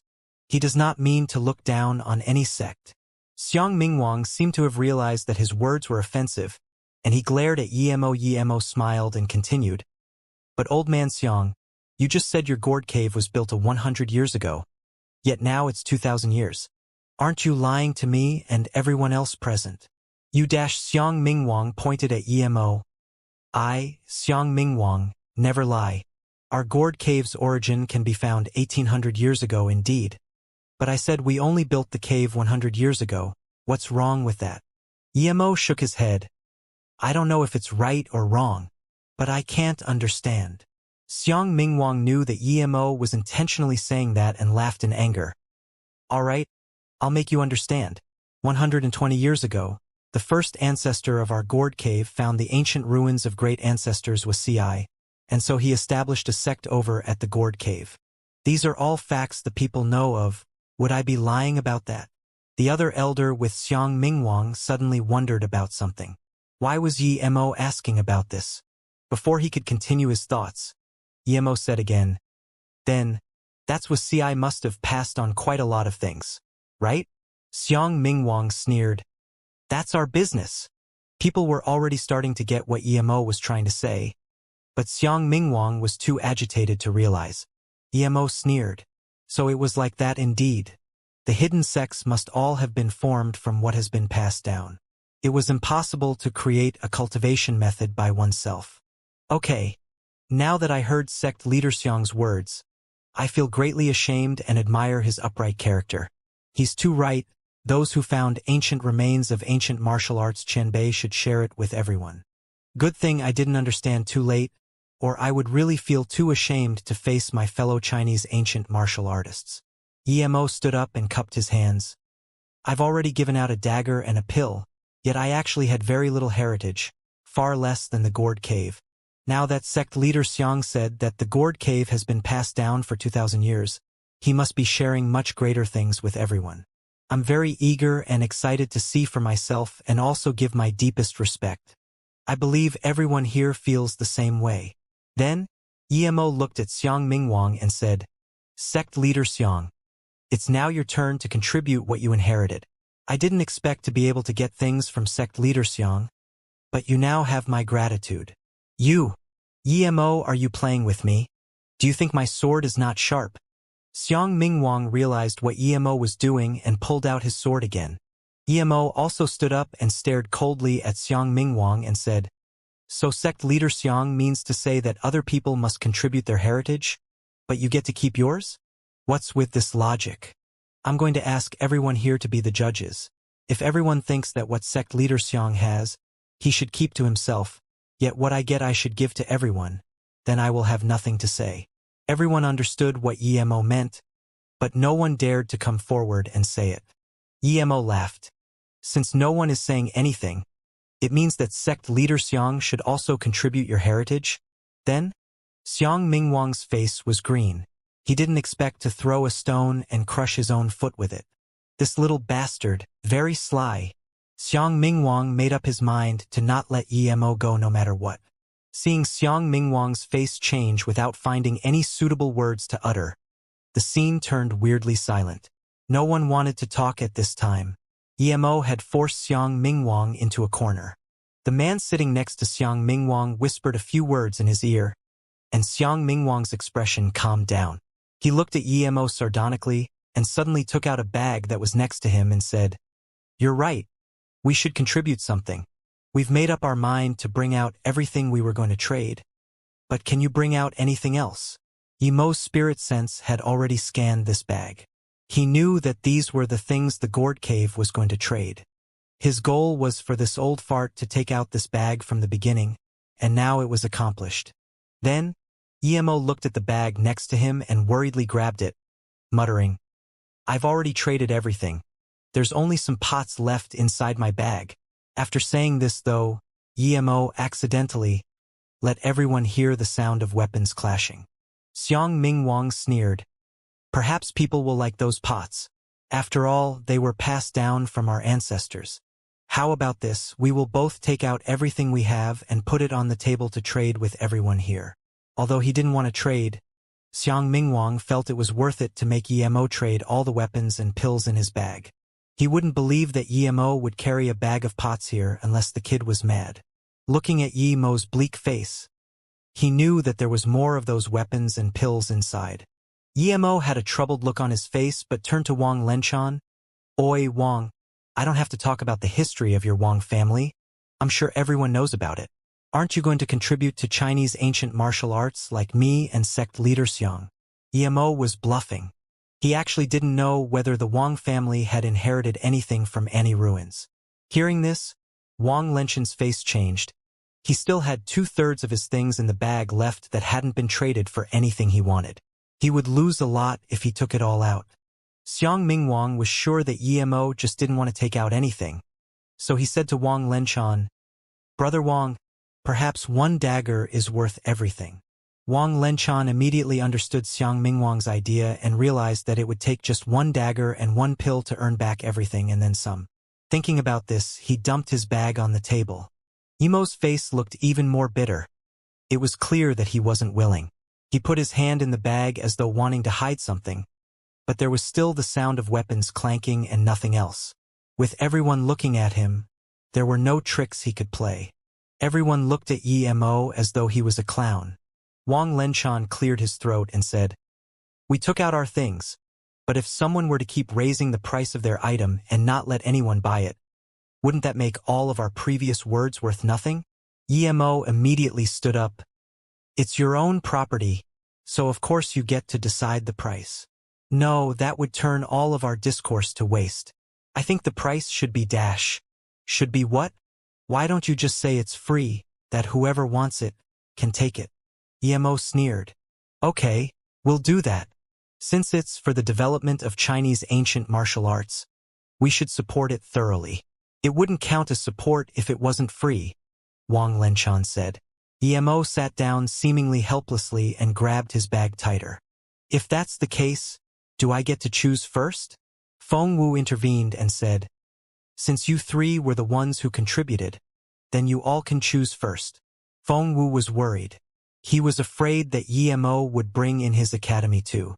Luckily, despite Emo being cocky, he only took revenge on the two sects that had gone against him.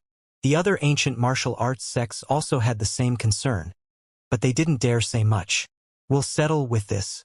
We'll give our bags to Brother Feng. Please finish one bag before moving on to the next. You can't take back your own things. Wang Lenchan sneered. As long as he got something from Yemo's bag, he would be winning. Yemo's expression sunk as he took out the yellow essence and space abyssal rock, before giving the bag back to Feng Wu. Everyone knew that Yemo had traded these two and they weren't worth much, so nobody said anything. Now that it had been settled and everyone at the scene could get free premium quality things, they were all happy. However, most people were looking at Yemo's bag. After all, it had to be the most precious, and they were scared that the Wang family and Gourd Cave would hate them for taking their things. Xiang Mingwang's bag was taken out and the things were put on the table. There were 3 bottles of Earth Spirit pills, 2 very good-looking swords, an Earth-level middle and primary stage cultivation method, and a wooden box with a fiery ore inside. Seeing this, Yemo rejoiced. This was an Earth-Fire Essence Stone. Although it wasn't much use to Yemo now, he could use it in the future for sure. And there were herbs but no spirit herbs. Yemo walked up, grabbed the Earth-Fire Essence Stone and said, If I skip this stone, it might make a big splash. Xiang Mingwang had a bleak face on and didn't seem to hear Yemo's words. Then Wang Lenchan took out an Earth Spirit pill. No one else dared to take Gourd Cave's things. After this, it was Yemo's turn again. He took the Earth Spirit pill and smelled it. Although the quality is bad, I guess I can feed my bird with it. Xiang Mingwang almost spat blood in anger. Seeing that no one dared to take his things and it was Yemo's turn again, Xiang Mingwang suddenly got up and said, Everyone, please take whatever you want. I won't mind. Since Xiang Mingwang had already said that, everyone went up and the things were soon split between them. Wang Lenchan's bag was open. Yemo just took out an Earth-level cultivation method and said, Goodbye, today's was a good meeting. Xiang Mingwang sneered. Your bag hasn't been opened yet. Don't you want to know who takes your things? He really wanted to see Yemo's face when everything of his was taken. Yemo waved his hand and said, It's nothing. I already told you that it's just some pots. Whoever likes it, he can take it. Then Yemo turned away and left. Feng Wu's voice sounded, Yemo, if you're bringing someone to the tournament, you need to be at Duanding Mountain by 9 a.m. Seeing Yemo leave without even taking his bag, many people shook their head. Yemo was quite unlucky. He had lost so many good things for no reason and he didn't even dare say anything. Wang Lenchan's bag was soon empty. Feng Wu took out Yemo's bag and said, Sect Leader Wang and Xiang, please look at it first. Feng Wu took out everything in the bag. There was clattering and after it was dead silent. Yemo had been telling the truth all along. There were no pills or magic artifacts in his bag. There was a kitchen knife, a big pot, and some spoons. Xiang Mingwang was dumbfounded and so was Wang Lenchan. Everyone stared at the huge collection of kitchen utensils. They all wondered if Yemo was mad. It was an ancient martial arts meeting, but he actually carried a bag of kitchen utensils. A small nun wanted to laugh but quickly covered her mouth. Laughing in that moment would have meant mocking sect leaders Xiang and Wang. Such a cunning little brat. Xiang Mingwang's expression was very black. He took out of the bag everything, but it was all for useless, or it was only meant for a bag of kitchen utensils. Wang Lenchan's face was calm and seemed to be thinking about something. Feng Wu sighed. Yemo had overdone it. He knew that Wang Lenchan would have killing intent for Yemo. Perhaps that night was Yemo's last. Anyone who knew Wang more or less could tell that he would kill him, but he couldn't be stopped. Not even Feng Wu could, much less Yemo. The meeting ended in this eerie situation. Yemo left the King Qing Guang Palace. He knew that that evening wasn't going to be calm. It really is a dark, windy slaughter night, Yemo murmured and walked to the top of the mountain. The broken top mountain was at the border of Guicheng City, 900 m above the sea level. It was called Broken Top because it had no peak. It was like a pyramid sliced in the middle, so people liked gathering at the top for activities. But then, for some reason, it was sometimes haunted. There had been more than one case of possessions and death. It was even said that those who went to the top would die of a strange disease. So, less and less people went to the top. The government sent specialists there, and they said that there was a strange magnetic field that caused hallucinations. But no one believed it. As time went on, many people found that it wasn't just the mountain, but the entire city was haunted. However, it wasn't as severe as the Broken Top Mountain. Ghosts were very ethereal things. Many citizens feared it, but for the cultivators of the hidden sects it didn't matter. Hence, the tournament was chosen to be held at the Broken Top Mountain. The reason Emo had come there that late at night was because he knew someone was going to attack him. He wanted to find a place without anyone to disturb. Also, he wanted to see what kind of ghosts were lurking there. Walking near the mountain, Emo felt a bleak wind blow past him. Something was wrong there indeed. He didn't take out his flying sword. He wanted to draw to him the person who wanted to kill him, so he needed to know what surrounded him. The ghosts Emo had been in contact with were the ones cultivators controlled. The Nine Moon sect was an example. Without a certain environment, ghosts wouldn't be able to live long. The mountain didn't have the conditions for ghosts to exist there. How could there be ghosts? Thinking about this, a bleak wind struck his neck. It was rapid, but it had an eerie chi. Before he could think, Emo dodged. He was surprised that his spirit sense hadn't been able to find where the wind attacked from. Just when Emo wanted to find out the source of the attack, his spirit sense scanned Wang Lenchan, who was coming rapidly. He didn't say anything, he just hacked towards Emo with his sword. He was even faster than the bleak wind from before. Emo knew that bleak wind wasn't from Wang Lenchan. Bottom of Broken Top Mountain, a 10 meters distance meant nothing to Wang Lenchan, and his blade arrived at Emo's neck in a single breath's moment. Emo seemed to be scooped up by the wind blade like a leaf as he dodged it. Wang Lenchan didn't continue his attack. He looked at Emo coldly. No wonder you're so cocky, you have some power indeed. But if this was all you've got, this place will be your grave. The pale moonlight was shining on Wang Lenchan's sword, giving it an eerily white sheen. Emo's face was calm and expressionless. He was thinking about another problem. Wang Lenchan obviously didn't reach Great Heaven. So how come he's stronger than Tan Jiao who did? He also remembered Monk Wu Dao, who supposedly hadn't reached Great Heaven yet, had been on par with Emo at Wuliang Mountain. Had Tan Jiao not reached Great Heaven? This was impossible too. Tan Jiao had definitely been at the peak of the Earth level before, so how could he not know whether he'd reached Great Heaven? Even if Tan Jiao had only just reached Great Heaven, and his strength hadn't stabilized yet, his power shouldn't be worse than a half-step Great Heaven cultivator. Was there some other reason to it? Emo, do you know why I still haven't killed you?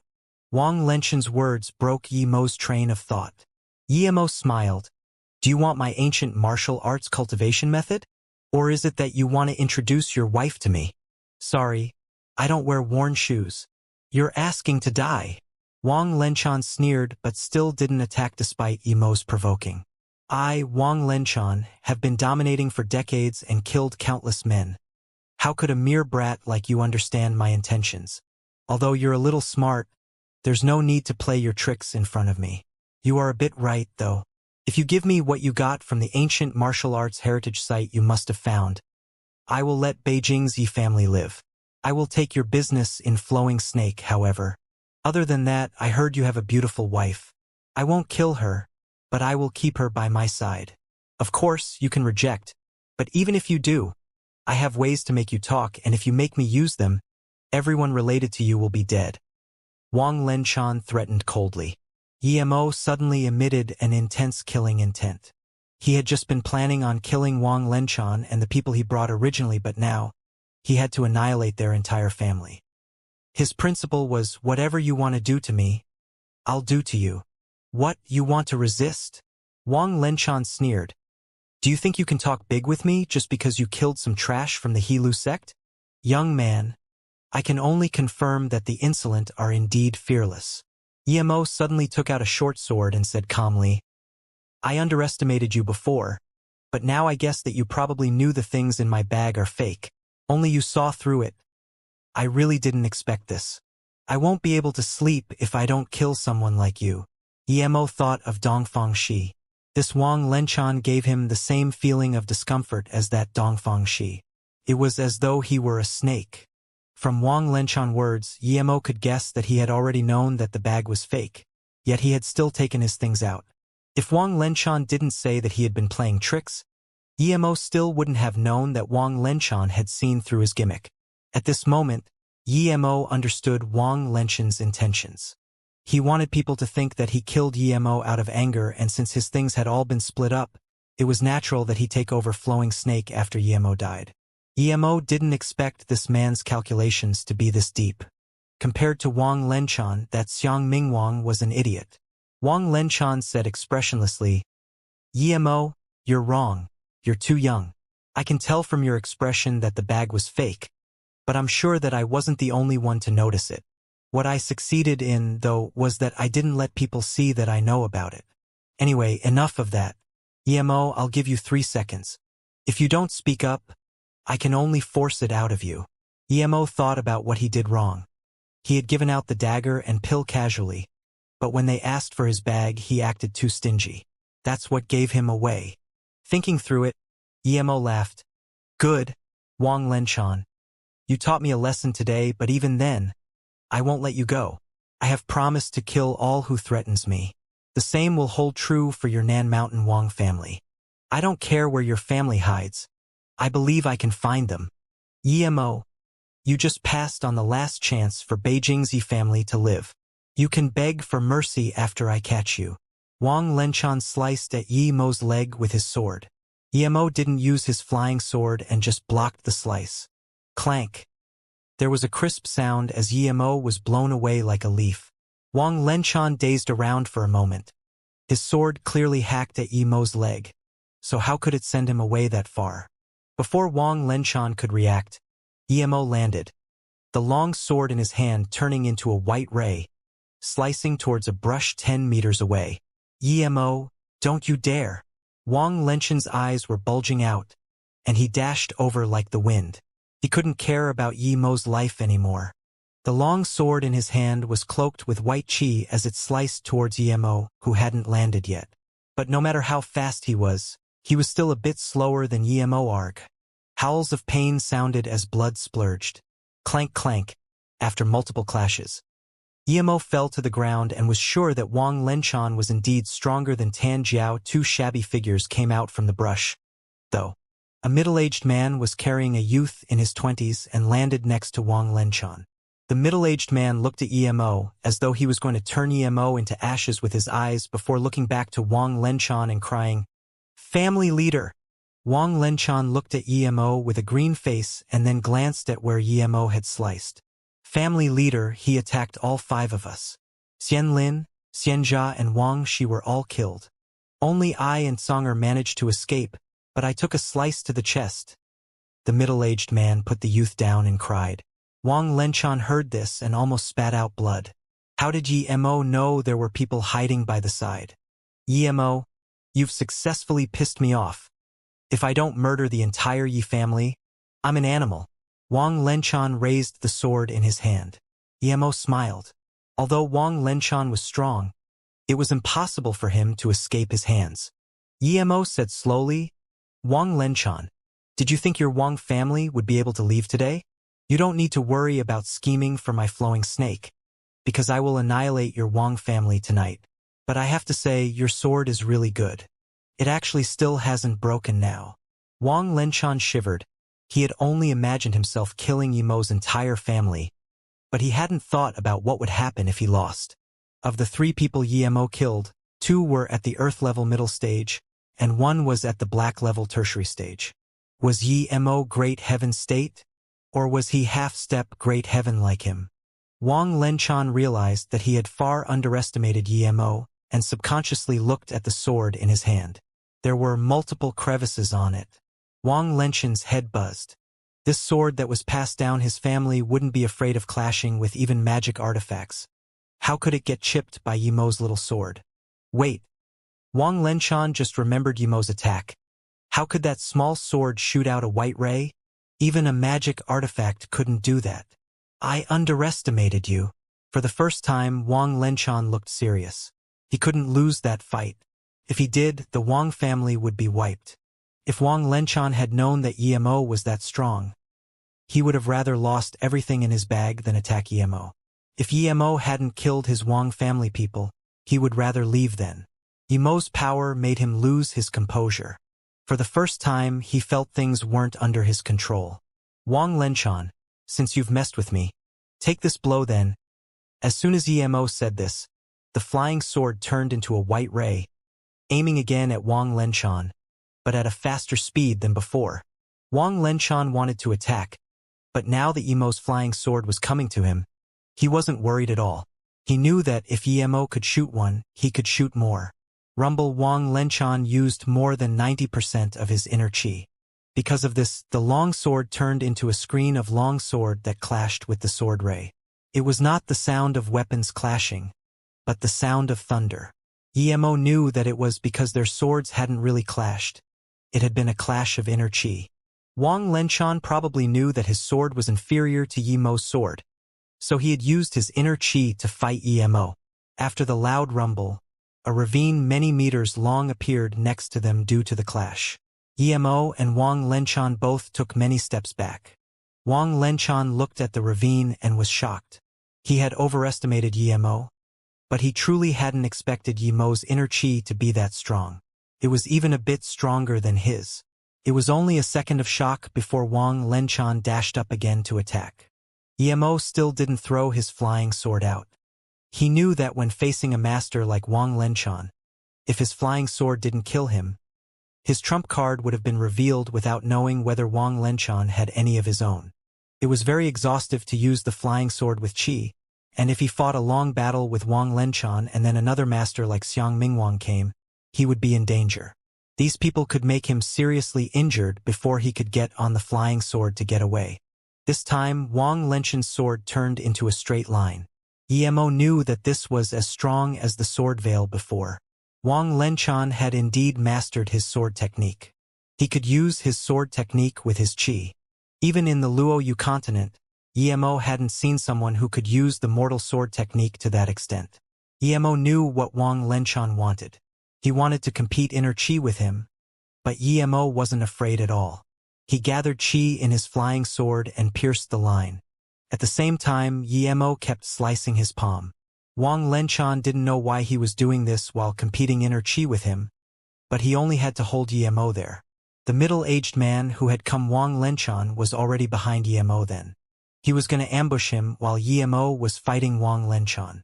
But pity, if a Dao cultivator like Yimo couldn't notice an ancient martial artist sneak up behind him, he wouldn't deserve to be called that. Rumble, rumble, rumble. The sword in Wang Lenchan's hand exploded with inner chi. Yimo sneered. He knew Wang Lenchan's intention was to make him retreat so he could be ambushed by that middle-aged man. Although Wang Lenchan was sliced by Yimo's sword chi and got a blood gash on his body, Yimo was also pushed back by his inner chi. Clank! Wang Lenchan seemed to have heard the sound of swords clashing, and he looked surprised. Slash! It was the sound of sword piercing into flesh, and this made Wang Lenchan rejoice, but his expression soon froze. The middle-aged man who had snuck up behind Yimo had been sliced in half from the shoulder without any way of fighting back. The first clank had been the middle-aged man discovering his wind blade, which he had blocked with his sword chi, but he didn't manage to block the second and third one, so he had been sliced in half. Yimo knew the drawbacks of his fireball and wind blade. They were easily discovered by people with high power. After all, his power was too low. Before the fireball was released, they could feel the heat. Even if he did shoot it, it could still be dodged. It would just be a waste of chi. The stronger someone was, the easier for them dodge it. This middle-aged man was Earth-level tertiary stage. If he hadn't tried to sneak up on Yimo, it would have been harder for the wind blade to hit him. Of course, if Yimo had essence chi pills, he could keep shooting wind blades and fireballs. Like that, even if the opponent was strong, he would be killed eventually. But against Wang Lenchan he couldn't use that. If he used up all of his qi and still not be able to kill Wang Lenchan, it would be his death. Moreover, even if he had essence qi pill, he didn't want to waste it like that. An inner qi forming sword? You're at that stage, are you, great heaven? Wang Lenchan looked at the man who was killed. It had happened while he had been trying to keep Emo distracted. He couldn't keep calm any longer. His face went pale and the veins in his arms popped out. Seeing Emo having no intention of replying to him, he said, "Is it your trump card? Why didn't you use it against me?" From Wang Lenchan's perspective, it was very hard to dodge that wind blade. If Emo had used that against him, it wouldn't have taken long for him to be defeated. Emo sneered. He knew that it looked strong, but Wang Lenchan would have been able to dodge it for sure. It would just be a waste of qi and, in the end, Wang Lenchan might really be able to get away.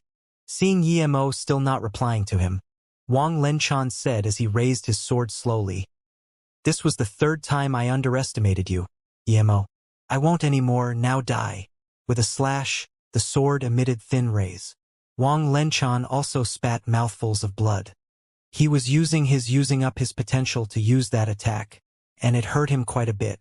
Emo was sure that if he didn't have spirit sense, he wouldn't have been able to see those thin rays. Rumble.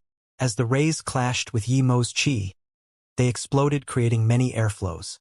If they had been average ancient martial artists, they could have only dodged or they would have been grinded into mincemeat because of the qi. It was impossible for Emo to fly in that situation. At that moment, Emo finally realized that he also underestimated this Wang Lenchan. He was at the same level as Wu Dao, he was the stronger than Xiang Mingwang and Feng Wu. He hid really deep. If he hadn't underestimated Wang Lenchan, he could have flown up and not been in that qi exploding environment. But that way, Wang Lenchan would know his trump card, and if Wang Lenchan knew he could fly, he would run for sure. If Wang Lenchan wanted to run, he could keep up with him, but it would take time to kill him. If he ran to Xiang Mingwang and Feng Wu, Emo would have no chance of killing him. Emo also used 90% of his qi, while the sword in his hand emitted an aura the size of a door and bursted out. In the huge collision, Emo was sent flying away more than 10 meters before landing. He wiped the blood from his mouth, he sustained multiple injuries. He knew that, with his battle tactic, he wasn't going anywhere. He had overestimated Wang Lenchan, but he still underestimated him. If Emo knew Wang Lenchan was that strong, he wouldn't have fought like that and taken damage for no reason. Emo knew it had been because he had kept his spirit sense on the bleak wind, and that distracted him. Despite this, Wang Lenchan was far more injured than him, and Emo was sure he couldn't use that move a second time. "Emo, I admit you're strong and I'm no match for you, but it's not easy for you to kill me. I swear I will get revenge on this." Wang Lenchan was far more shocked than what he showed, seeing that Emo was only lightly injured after the clash. "Really?" Emo sneered and suddenly raised his long sword, as it turned into a white ray aimed at Wang Lenchan's throat. "Small trick. Let's see how much power you have without your sword."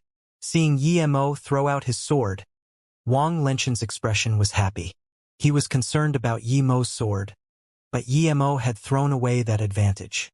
If he was going to be hit with an attack like that, he wouldn't be Wang Lenchan. But Wang Lenchan could only enjoy this for a moment before his smile froze. As Emo's sword was about to be blocked by his, it suddenly swerved at an impossible angle and pierced into his Adam's apple. Wang Lenchan's sword fell to the ground as he looked at Emo in disbelief. "So this is your trump card. I underestimated you a fourth time." Wang Lenchan's eyes lost their color. He was really unsatisfied.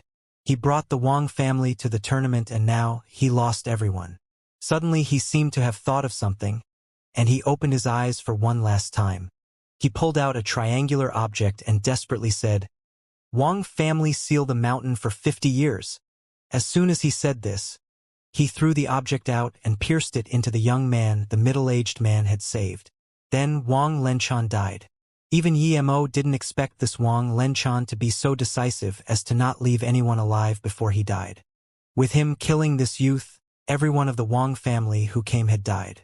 This youth would have never expected the family leader to kill him. He was the greatest genius of the Wang family and was black-level tertiary stage at the mere age of 25. But no words left his mouth now. His eyes went cold just like Wang Lenshan's, and he died. From the beginning to the end of the fight, Emo hadn't found that bleak chi. It was as though after that first clash, it had disappeared. Emo decided to stop investigating this mountain. He sincerely felt like he had underestimated the masters of the world. If a few hours earlier he had fought with Xiang Mingwang, Feng Wu and Wang Lenshan together, victory would have truly been uncertain. They were all part of the six great sects, but Wang Lenshan's power was this high. Yan Song and He Lu were too weak. Although Emo knew that it was only Wang Lenshan that was the strong in his sect, this still raised alarm bells for Emo. Wang family was ranked third. So what about the first and second? And what about the sect leader of the Gourd Cave that was in solitary cultivation, and the sect leader of Jiuming Academy? One could imagine that Tai Yi of the inner hidden sects would be much stronger than these few outer hidden sects combined. It would be unlikely that Emo would be able to make it out alive if he went to Tai Yi for revenge now. For the first time, Emo considered his strength properly. China had a long history and all sorts of masters who all pursued higher states and didn't care about mortal affairs. No wonder the government felt threatened by the hidden sects. They had frightening power indeed. The hidden sects wouldn't let their greatest master join the heaven squad. Tan Jiao had reached great heaven but was still weaker than Wang Lenshan. There had to be some reason for that. Emo burned the bodies with fireballs and dumped the weapons on the ground into a ditch before burying them. If he hadn't damaged Wang Lenshan's sword so severely, he would have taken it, but now, he had no interest for it. After all this, Emo hopped onto his flying sword and headed to the Xia Hotel. It was 3 a.m., but Emo found that Han Yen still hadn't gone to sleep. She just sat in the room worriedly looking outside. Han Yen, you have a tournament today. Why aren't you sleeping? Emo walked into the room and asked. Brother Yi, you're fine? That's great. Han Yen immediately stood up in joy. She had decided to go find Emo as soon as it was daylight. If Emo didn't come, she wouldn't go to that tournament. She knew that to the hidden sects, killing didn't mean much. Emo asked curiously, what could have happened to me? Han Yen answered with red eyes. In the morning, someone called Gai Chung came, making me give him and his disciple the sweet. He was about to attack and said you won't be coming back and that perhaps by tomorrow morning, I would be finding your body. Just as he was about to force me out, sect leader Xianxia came. He yelled him away and stayed here for 2 hours before going. He told me that you'd offended sect leaders Xiang and Wang and told me that if you didn't return before morning, I should leave the city immediately. It seemed that quite a lot of people knew that Wang Lenshan was going to kill him tonight, but before he could even die, these people had already come. If something did happen to him, what would be of the people who followed him? Who is that Gai Chung? And where is he staying? Emo asked. Han Yen said. Sect leader Zhang said he was a doctor who got into ancient martial arts by chance and knew the Wang family. The reason he could come along this time was due to the Wang family. He's staying Yuanchang Hotel. Emo nodded and said, okay, wait here for me. I'll be back soon. Han Yen saw Emo leave and knew that he was going for Gai Chung. She wasn't worried about this as sect leader Zhang had said that he was at most at the Earth-level primary stage. Han Yen relaxed a lot after Emo came back. She thought Emo would only return by daytime, but Emo unexpectedly came back in less than 20 minutes. Brother Yi, I thought you'd gone after that Gai Chung. Han Yen still felt relieved after seeing Emo return despite knowing that Gai Chung was no match for him. Emo only smiled. He didn't tell her that he had already killed Gai Chung and his disciple and just asked, how are those few moves I taught you coming along? I just learned one and can barely use it. Han Yen thought that this sword move Emo had taught her was quite substantial. Emo nodded. And, you have a tournament tomorrow, so go to sleep. I still have some business. After Han Yen went to sleep, Emo then sat down to recover his wounds. Although Emo wasn't seriously injured, he didn't dare be careless now. Even though he really wanted to go annihilate the Wang family now, he didn't know where Nan Mountain was. It was 7 a.m. when Emo walked out with a refreshed spirit. After one night, his wounds had all healed, and he had managed to grasp a sword move from Wang Lenshan's sword technique. It entailed using the sword ray to envelop the inner chi and explode sword chi outwards in order to attack the enemy. This move used too much chi though, so he couldn't use it casually. Han Yen looked at Yimo's back and suddenly had this feeling that Yimo was 10,000 miles away from her. It was as though Yimo would fly into the clouds at any moment. This feeling was very weird. You're awake. Go wash yourself first, and then we'll go to Broken Top Mountain together. Yimo turned to her and smiled. Han Yen felt relieved. After Yimo turned back his head, that feeling was gone. Yimo had returned to that normal person she knew. Brother Yi, haha. I knew you would be fine. A hoarse voice sounded. Yimo didn't need to turn his head to know that it was Xianxia's. Yimo brought him into the yard area of his suite and sat down before saying, "Thank you, Brother Zhang, for last night. If you hadn't come, Han Yen would have gotten hurt." Xianxia waved his hand casually and said, "Piece of cake. That guy Chung is nothing, but he does know the Wang family.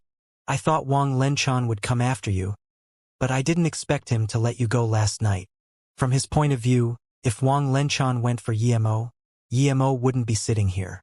Yimo smiled and asked casually, "Brother Zhang, have you ever heard of where the Nan Mountain Wang family is located?" Xianxia didn't understand Yimo's meaning and just sighed. The most hidden aren't actually the Gourd Cave nor Jiuming Academy, but the Nan Mountain Wang family.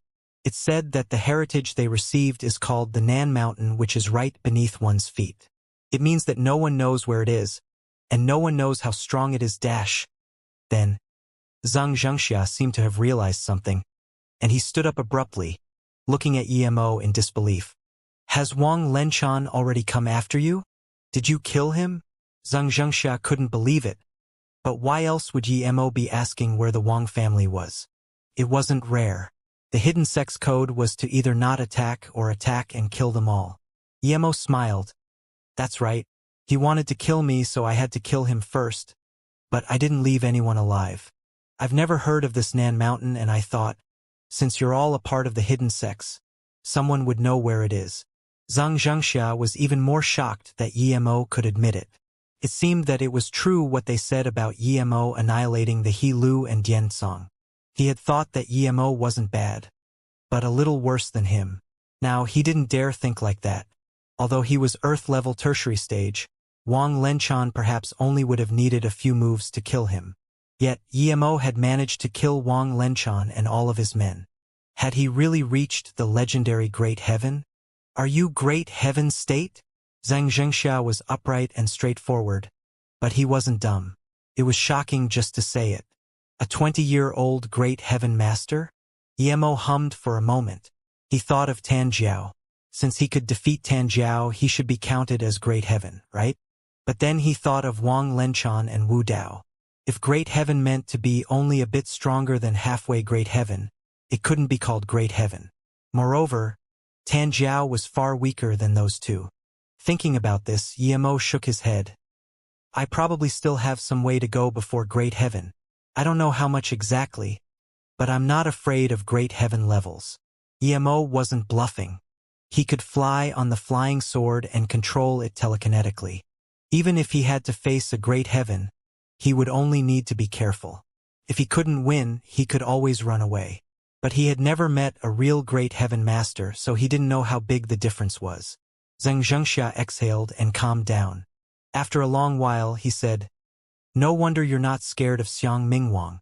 Xiang Mingwang is at most as strong as Wang Lenshan, and even a bit weaker than Feng Wu. Brother Yi, you really are the genius of the millennium." Yimo smiled. He knew his own business. If he hadn't cultivated ancient martial arts, he might have not even reached black level by then. The reason he was that strong was because he was a Dao cultivator. It meant that he was cultivating the immortal path. Which ancient martial art could be stronger than the immortal path? Xianxia continued, "It's impossible to find the Wang family. Even the Wang family members themselves don't know where it is, much less others. I suspect that Xiang Mingwang and the others wouldn't know either. The Wang family always keeps a low profile and only brought 2 members for the tournament this time. Emo sighed. Doesn't Brother Zhang live here? Emo couldn't find Xianxia with his spirit sense that night, so he asked. Xianxia nodded. None of the 6 great sects live here. They live at a government-provided place. Brother Yi, the tournament starts at 9 a.m. I came to see you mainly. Now I need to go back and prepare. This time, our 36 Rivers sect has 4 disciples participating. It's my honor to meet someone like you, Brother Yi. Emo immediately said, Brother Zhang is a truthful person. No one dared to speak up for me, but you did. Brother Zhang, I take you as a real good friend. All right. My 36 Rivers is at the Duanheng region. You're welcome to go there, Xianxia said happily. Emo nodded and said, But the reason I invited Brother Zhang over is because of your internal injuries. If I'm not wrong, your internal injuries are very serious. If it's left untreated, you can only last 3 to 5 years. Brother Yi, you can tell I have internal injuries? Xianxia stood up in shock. He wasn't afraid of death, but he was afraid that there was no one strong enough to take over the 36 Rivers. If he died, they would fall from the 5th spot. Emo smiled and took out a pill. This is a Lotus Life pill. Your injuries will be cured after you eat it. A Lotus Life seed? Is that the Lotus Life pill sold at the Xianxia temple that cured Miao Quan's internal injuries? Xianxia said in shock. Emo nodded. That's right. Xianxia took the pill solemnly and said slowly, Brother Yi, it really is my luck that we can be friends. I know that Miao Quan searched everywhere for the source of the pill, but the U Association didn't dare say it. I really didn't expect it came from you. I know this pill is very expensive and it can't be found in the market. I'll take it. If there's anything Brother Yi needs, just tell me. I'll do it at all costs. Emo patted Xianxia's shoulder and said, Since we're friends, there's no need to say such things. Brother Zhang still needs to bring your sect disciples to Broken Top Mountain. I won't delay you anymore. We'll meet up there. Emo didn't need to use the Lotus Life pill to cure Xianxia's injuries. But firstly, it would cost too much time and chi. Secondly, since they were friends, one pill didn't matter. After Xianxia left, Han Yan finished washing herself and they walked downstairs. When they went to the 8th floor, there were already a lot of sect leaders and elders coming out. Many were obviously surprised to see Emo come out unscathed. Those who knew Emo still came up to greet him. Xia Changtian and Yu Tao were even more shocked, but they didn't show it at all. Han Yan sighed. If she had come by herself or with her master, they wouldn't have had a place to talk and they would have had to let others enter the elevator first. It was a different story following Emo. No one dared to go in first. It was only Emo and her who entered the first elevator. This was power. Society was all about power. Emo didn't mind at all, he was too used to it. When he had been at Luoyu before, he needed to be like that too. When Emo and Han Yan walked into the main hall, Wuxia was already there waiting for them. He quickly brought them to a special dining room and told Emo that the car was ready. The previous night, Broken Top Mountain had been bleak and cold, but now it was vibrant and boisterous. Cars kept coming to the bottom of the mountain, as people in different clothes from various sects headed to the mountain. Other than some who had special connections with the hidden sects, most people couldn't come. The top of the mountain was around a quarter square kilometer. It had already been cleared out. In the center there were 2 huge fighting stages. Seats had already been placed around it. There were around 7,000 to 8,000 people there. Emo estimated that most of the mortal people there were those who helped the hidden sects do business. Although there were squads to maintain order, the guests were obviously well-mannered and weren't fussy with their seats. The scene wasn't chaotic at all. Guang Han sect's status was very low. They only had 2 seats and they were at the back. When Emo brought Han Yan to the site, they were brought into the 36 Rivers region by Xianxia, who had been waiting for them. Brother Yi, you can sit here. I'll have someone take Ms. Han to sign up. Also, I'll help you get a conductor position for the tournament, Xianxia said. Emo smiled. If I conducted the tournament, that old fart Xiang Mingwang would definitely not agree. Moreover, I'm not interested in that. I'll just sit here. Han Yan, go sign up first. I'll have a look around here. After Han Yan left, Xianxia had to leave, because he needed to conduct the tournament. But Yemo obviously had high-quality service in that area, constantly having a waiter by his side. Yemo saw that the place to sign up was quite chaotic and it would take an hour to settle things. But he wasn't worried. He had two main goals there. One was to bring Han Yen to the tournament, the second was to see where that spirit well was. In order to not make things hard for Xianxia, he didn't ask him. In that same moment, Xiang Mingwang had a bleak expression on his face as he asked, "How come sect leader Wang still isn't here?" His tone was obviously unhappy, since Wang Lenchan obviously had taken everything for himself the previous night. Despite knowing that Wang Lenchan would share something when he arrived that day, he still wasn't very happy. "Brother Xiang, I fear that sect leader Wang might never return." Fengwu spoke in a low tone. After saying this, his eyes narrowed. Xiang Mingwang was dazed and said subconsciously, "The tournament is once every 5 years. It's a major event in the hidden sections. Even if sect leader Wang is busy, how could he not come? Does he not want the geniuses from his sect to enter the spirit well? Even if he doesn't care about that, does he not want that crystal?" Xiang Mingwang doubted that Yemo's heritage was really so valuable that he wasn't even going to come to the tournament and would just go home. He was giving up the chance to reach great heaven. Because Yemo has brought someone to the tournament, and he's sitting in the 36 Rivers region, Fengwu said plainly. He didn't say directly why Wang Lenchan didn't come, but everyone knew what he meant. Yemo came yet Wang Lenchan didn't. "What? Yemo is here." Xiang Mingwang's face changed, and he stood up abruptly. The man behind Xiang Mingwang also seemed shocked and quickly walked out. After a moment, he came back, and his face looked as bad as Xiang Mingwang's. Obviously, he had seen Yemo. At this moment, Xianxia stood up and said, "There was supposed to be 4 of us holding the tournament, but since sect leader Wang isn't here, we're missing 1 person. I think that since Yemo has his newly risen sect and since Flowing Snake's pills are so well-renowned, we might as well let Yemo come in as a substitute judge for the tournament. What do you two think?" Fengwu looked at Xianxia in surprise and thought about it. "No, Yemo is just a junior. How can he be a judge for this tournament?" Xiang Mingwang commented without thought. "That's right, sect leader Zhang Yemo is only in his 20s. He's at most at the Earth-level primary stage. I agree with sect leader Xiang's words. Yemo has no right to be a judge." A middle-aged man behind Fengwu stood up and said. Fengwu's face went cold. "Zhang Chao, we're discussing major matters here. You don't need to intervene." "Martial brother?" Zhang Chao looked at Fengwu strangely. He didn't expect his martial brother to talk to him in such a tone. When he was about to speak up again, though, he was stopped by a middle-aged woman. "Brother Feng, what is your opinion?"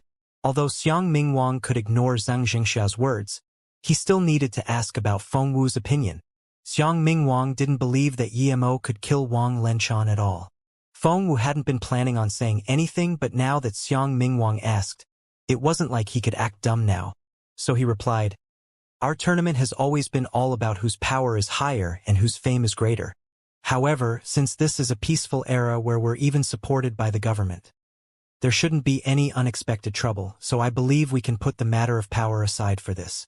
Sect leader Zhang also suggests Yemo, and the fact that he was able to reach his current stage at such a young age means that he is indeed a genius. I agree with Brother Xiang's words from a principled point of view, but sect leader Zhang's words are also sound. Hence, it's hard to make a decision just like that. For the first time, Xiang Mingwang didn't get impetuous, and he first contemplated instead. It was very strange that Xianxia, who was ranked 5th, dared to make such a proposal, but even Fengwu wasn't helping him out. What was this? At this moment, that middle-aged woman walked up to Fengwu and whispered, "Martial brother Feng, I believe we should agree to sect leader Xing." Fengwu had merely guessed some things without being certain. Now that someone from his sect supported his thoughts, he looked confusedly at that woman and asked, "Martial sister Caiji, why do you say that?" The woman answered in a very careful tone. "Sect leader Wang went to find Yemo last night for sure, and as you said, he's not the kind of person that would let Yemo go. Yet Yemo came to the tournament now, and we can't see a single person from the Wang family. We didn't even see them at their residence this morning. There can only be one explanation. The people Wang Lenchan took along with him last night all died, and the person who caused that is probably Yemo. We didn't offend him yesterday night, and there are only 4 crystals anyway, so even if we don't agree, we won't get 1 extra. Thus, we might as well show some goodwill. Feng Wu nodded. He had of course considered this, but this way he would be offending Xiang Mingwang. As though reading his mind, Saiji smiled and said, "Martial brother Feng, if that Yemo can kill Wang Lenchan, he's no simple person. Whether he killed Wang Lenchan or the person behind him did, we shouldn't get on their bad side. I believe Xiang Mingwang wouldn't get on our bad side for just 1 spot." Hearing this, Feng Mu finally made up his mind. He smiled and broke the silence. "I think since times are desperate, we might as well listen to sect leader Zhang and let Yemo substitute for sect leader Wang. After all, there are only 4 crystals. If we have 1 less person, it will be hard to split them equally." Seeing this, Xiang Mingwang also had to agree. After all, it was 2 votes against 1. When Yemo was pulled out by Xianxia to be the judge, he looked at him helplessly. "Brother Zhang, I really don't want to be this judge. It's a waste of time." Xianxia smiled mysteriously. "Brother Yemo, would I harm you? Do you think this judging is done for free? You know how the top 3 can cultivate in the spirit well for 3 months, right? That spirit well produces 4 crystals every 5 years. Those crystals are the reward for being the judge. Hee, you haven't seen this crystal yet. But when you do, you will know why you didn't waste your time. Crystals inside the spirit well?" Yemo wondered, could it be spirit stones? And immediately nodded. 320 people had come to the tournament. This meant that only every 1 out of 100 would be able to enter the spirit well. The competition was very intense indeed. The rules were simple. The first 4 rounds were elimination rounds. 320 people would duel each other in 1v1 battles in order to enter the next round. In order to avoid the black levels facing each other early on, the 11 black levels were seeded for the first round and numbered 1 to 11. After the first round, though, there would be no more seeded positions. Han Yen was black level 2, and her number was 10. Her first opponent was number 311. Although the people who had come were all elites of their sect, their movements were full of holes in Yemo's eyes. There was no point in watching them. Han Yen was at the peak of the black level primary stage, while her opponent was at the yellow level tertiary stage. Despite Han Yen not knowing any powerful moves, she still beat the yellow level off the stage in just a couple of moves. Other than a few rare, evenly matched fights, the duels usually ended very quickly. Around 1 p.m., the first round was over, and 160 people went on to the next round. Round 2 was to start at 2 p.m. Yemo basically had to do nothing as the judge, because there were also auxiliary judges at the tournament. Only when they couldn't make a decision or if there were an accident would the 4 judges be needed. The morning round went smoothly, and there was no big arguments, but the fights in the afternoon were obviously more intense. Suddenly, 2 girls caught Yemo's attention, because he knew the both of them. Yemo had seen these 2 girls before. One of them was the woman whose arm Yemo had cut off after he had just left the desert. That woman had come with her master to the auction last time. Her hand had been reconnected with the rest of the body. Her master was a beautiful nun, and her name was Zisu. He didn't expect her to come to the tournament. She was already at the yellow level tertiary stage. Yemo's opinion was that she good at using flying daggers. Yemo had seen the other girl not long ago. She was the cold woman he had seen when he went to the military base in Xiangyun. She didn't seem to have good intentions towards him. Yemo didn't know how she was called, but both of those girls had some kind of enmity with him. In the second round, Han Yen also defeated a yellow-level peak stage warrior easily, and then came back to the 36 Rivers region to watch the tournament. Zisu's opponent was at the yellow-level middle stage, which was the lowest power level in the tournament. The girl didn't use her flying daggers. She just used a long sword to defeat her opponent and easily won that round. The cold woman also easily beat her opponent, but Yemo felt that after she finished, she gave him a cold-eyed stare. Yemo rested his thumb and index finger on his chin while thinking, I've never met you before. Why do you have such prejudice about me? The afternoon round took longer than the morning round. When the 80 people had been decided, it was already 6 p.m. The next round could only take place the next day. There wouldn't be anyone staying at the Broken Top Mountain overnight, so everyone went back to their hotels. When Yemo got invited by Wuxia to the rooftop for dinner, he found that there were already a lot of people waiting for him. It could be said that almost every representative of the sects staying at the hotel came to greet him. Han Yan didn't know that Yemo had killed Wang Lenchan, so she was frightened by many people. Yemo had no intention of getting close to any of these people, so he dealt with them simply and afterwards he let them leave. After Yemo sent them away, he left Han Yan, who was practicing the second sword movement, and he went back to the Broken Top Mountain again. This time, he went there on the flying sword. As soon as Yemo landed, he saw two men sneakily move around. He was already at the foot of the mountain. Yemo was dazed. Everyone knew that the place was haunted. Why would they come there in the middle of the night? It took Yemo just a moment of hesitation before he found out that there was actually another person behind those two. Soon, Yemo knew that those two had no cultivation, and what they carried were tools for raiding tombs. Yemo shook his head. Those two tomb raiders didn't want to live. But when Yemo saw the person behind them, he was even more shocked. It was that cold woman. What was she doing there at that time, following two tomb raiders who had never cultivated before? Yemo went near them in invisibility mode and watched the two tomb raiders as they carefully stepped into the depth of the mountain. Yemo was very confused. Since they were used to raiding tombs, they shouldn't have chosen these days. It was the hidden sex tournament. There were a lot of people.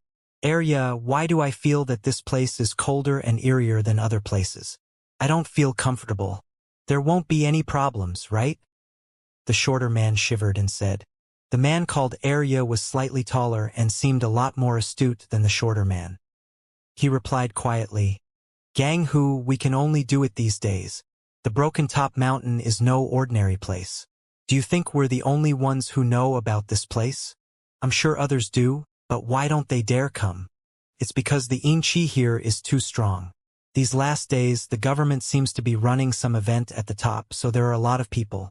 You saw during the day as well, there were about 10,000 people at the top. With that many people, the Yen-Chi must be intense and it's thinning down the Yin-Chi. This is our best shot. After this, there won't be anyone coming here again. After the Yin-Chi will gathers, we won't have any chances at all. Gang Hu nodded and said quietly, If this really is Yuan Tiangong's descendant's tomb, then perhaps we can change our business to feng shui after this. Yemo couldn't help but agree with Arya's logic. Yet they didn't know that the Yin-Chi there wasn't natural. It was someone's doing. Once Yemo heard about Yuan Tiangong's descendants, he started to get interested. Yuan Tiangang was a fortune teller and a feng shui master. Perhaps there would be something useful to Yemo there. So naturally, Yemo followed the three of them. Arya and the others kept walking for nearly an hour. When Arya reached a slope, he took out a measuring device and looked around for a long time, before stopping at a spot. Is it here?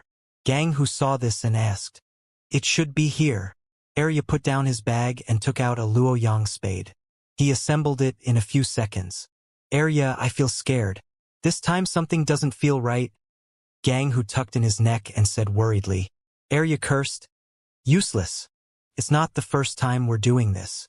If this really is his tomb, then this will be our last job.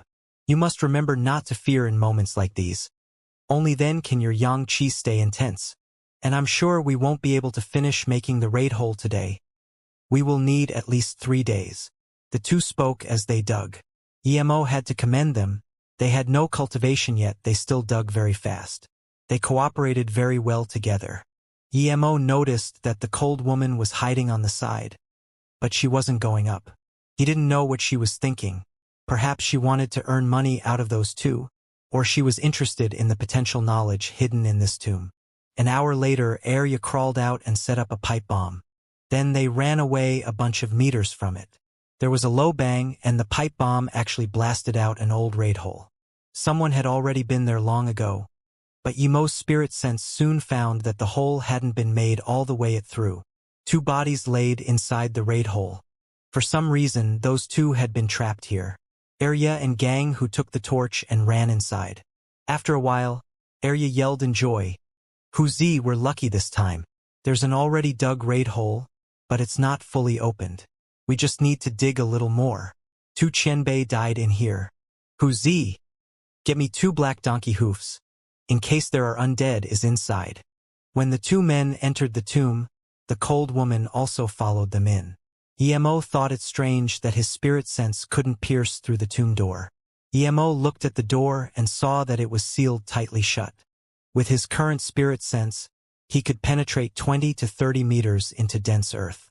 If the ground was made of sand, he could pierce through nearly 100 meters. This door was probably made from granite and was much thicker than the one at the Nine Moon sect. Emo also followed them in. Arya and Gang who were very agile. They quickly threw a chicken into the hole and after a while, Arya nodded. It's fine, we can go in.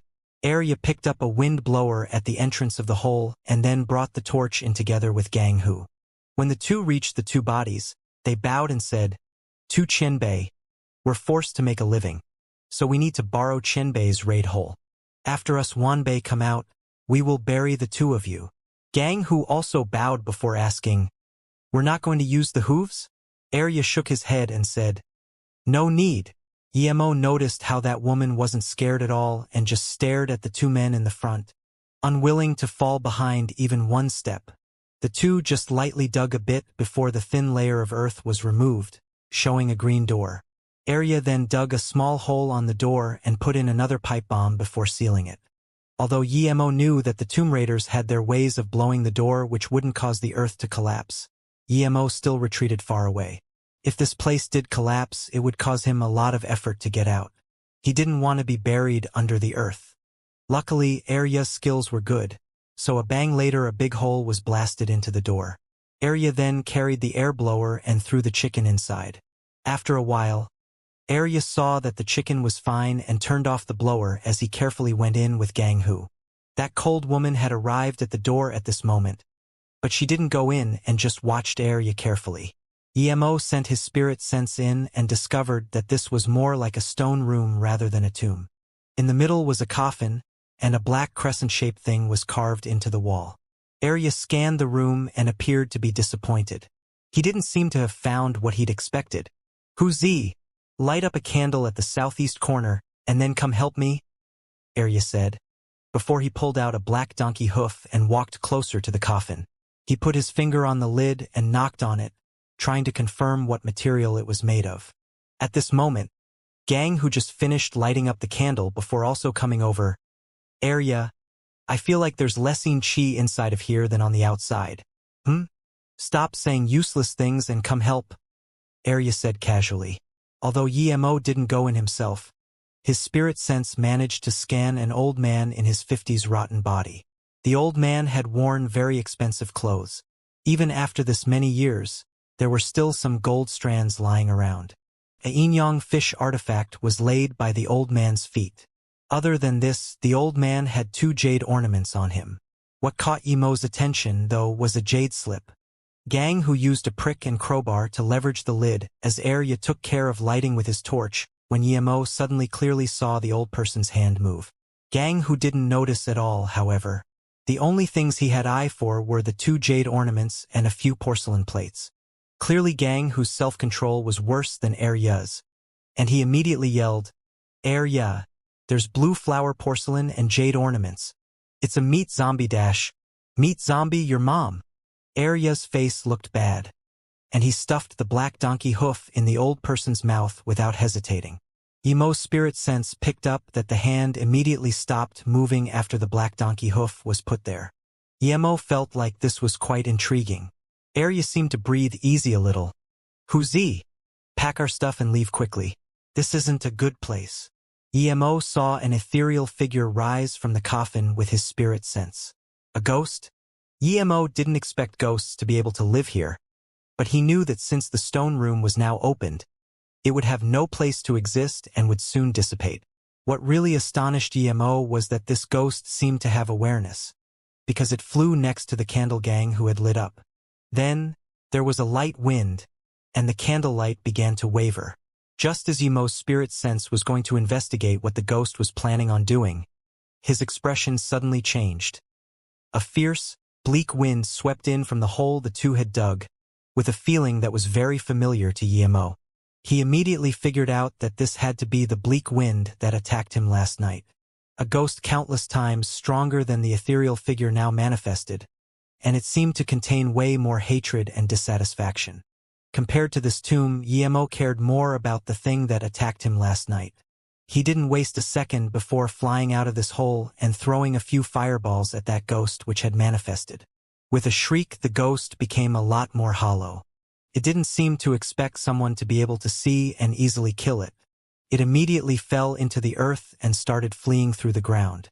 A ghost that knew an earth movement technique. No wonder Yemo couldn't find traces of it the other night. But since he found it now, he wouldn't let it go. He threw another couple of fireballs. After giving out a weak cry, the ghost was gone. Before Yemo had time to check what it was, another fierce wind headed towards his head. Someone was trying to catch him by surprise, but Yemo didn't even have to use his flying sword and just send a punch out.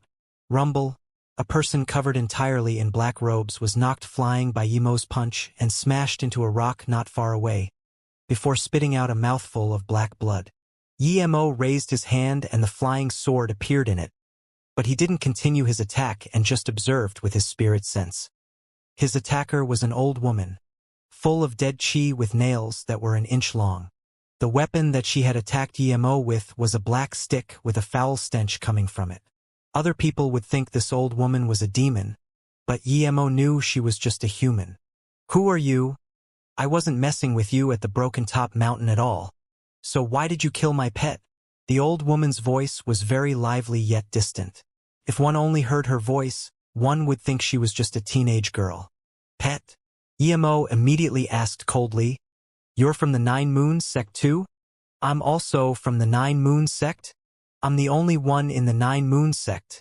That bitch took over my Nine Moons sect just because she was a little stronger than me. But I will take it back one day." The woman tried to speak fiercely, but her lively voice didn't make her sound very domineering. Yemo was speechless. Why were all these ghosts keepers of the Nine Moons sect? From her words, she seemed to have lost a battle of power with the Nine Moons sect leader and was now cowering here. Such a good Dao cultivation method had been degraded into a cultivation method for ghost keeping. Yemo really couldn't understand how. Looking at this old woman, Yemo said plainly, "You didn't mess with me? Do you dare say it wasn't your pet that attacked me last night?" The old woman was speechless. She did intend to kill Yemo yesterday, because she felt that his soul was very strong, so it had to be very beneficial to her pet. She just didn't expect Yemo to be this strong, much stronger than any ancient martial arts cultivators she knew. The old woman was sure that if she went into the outside world, no one would be a match for her other than her martial sister. But now, she had met Yemo and come to realize that there was still someone stronger.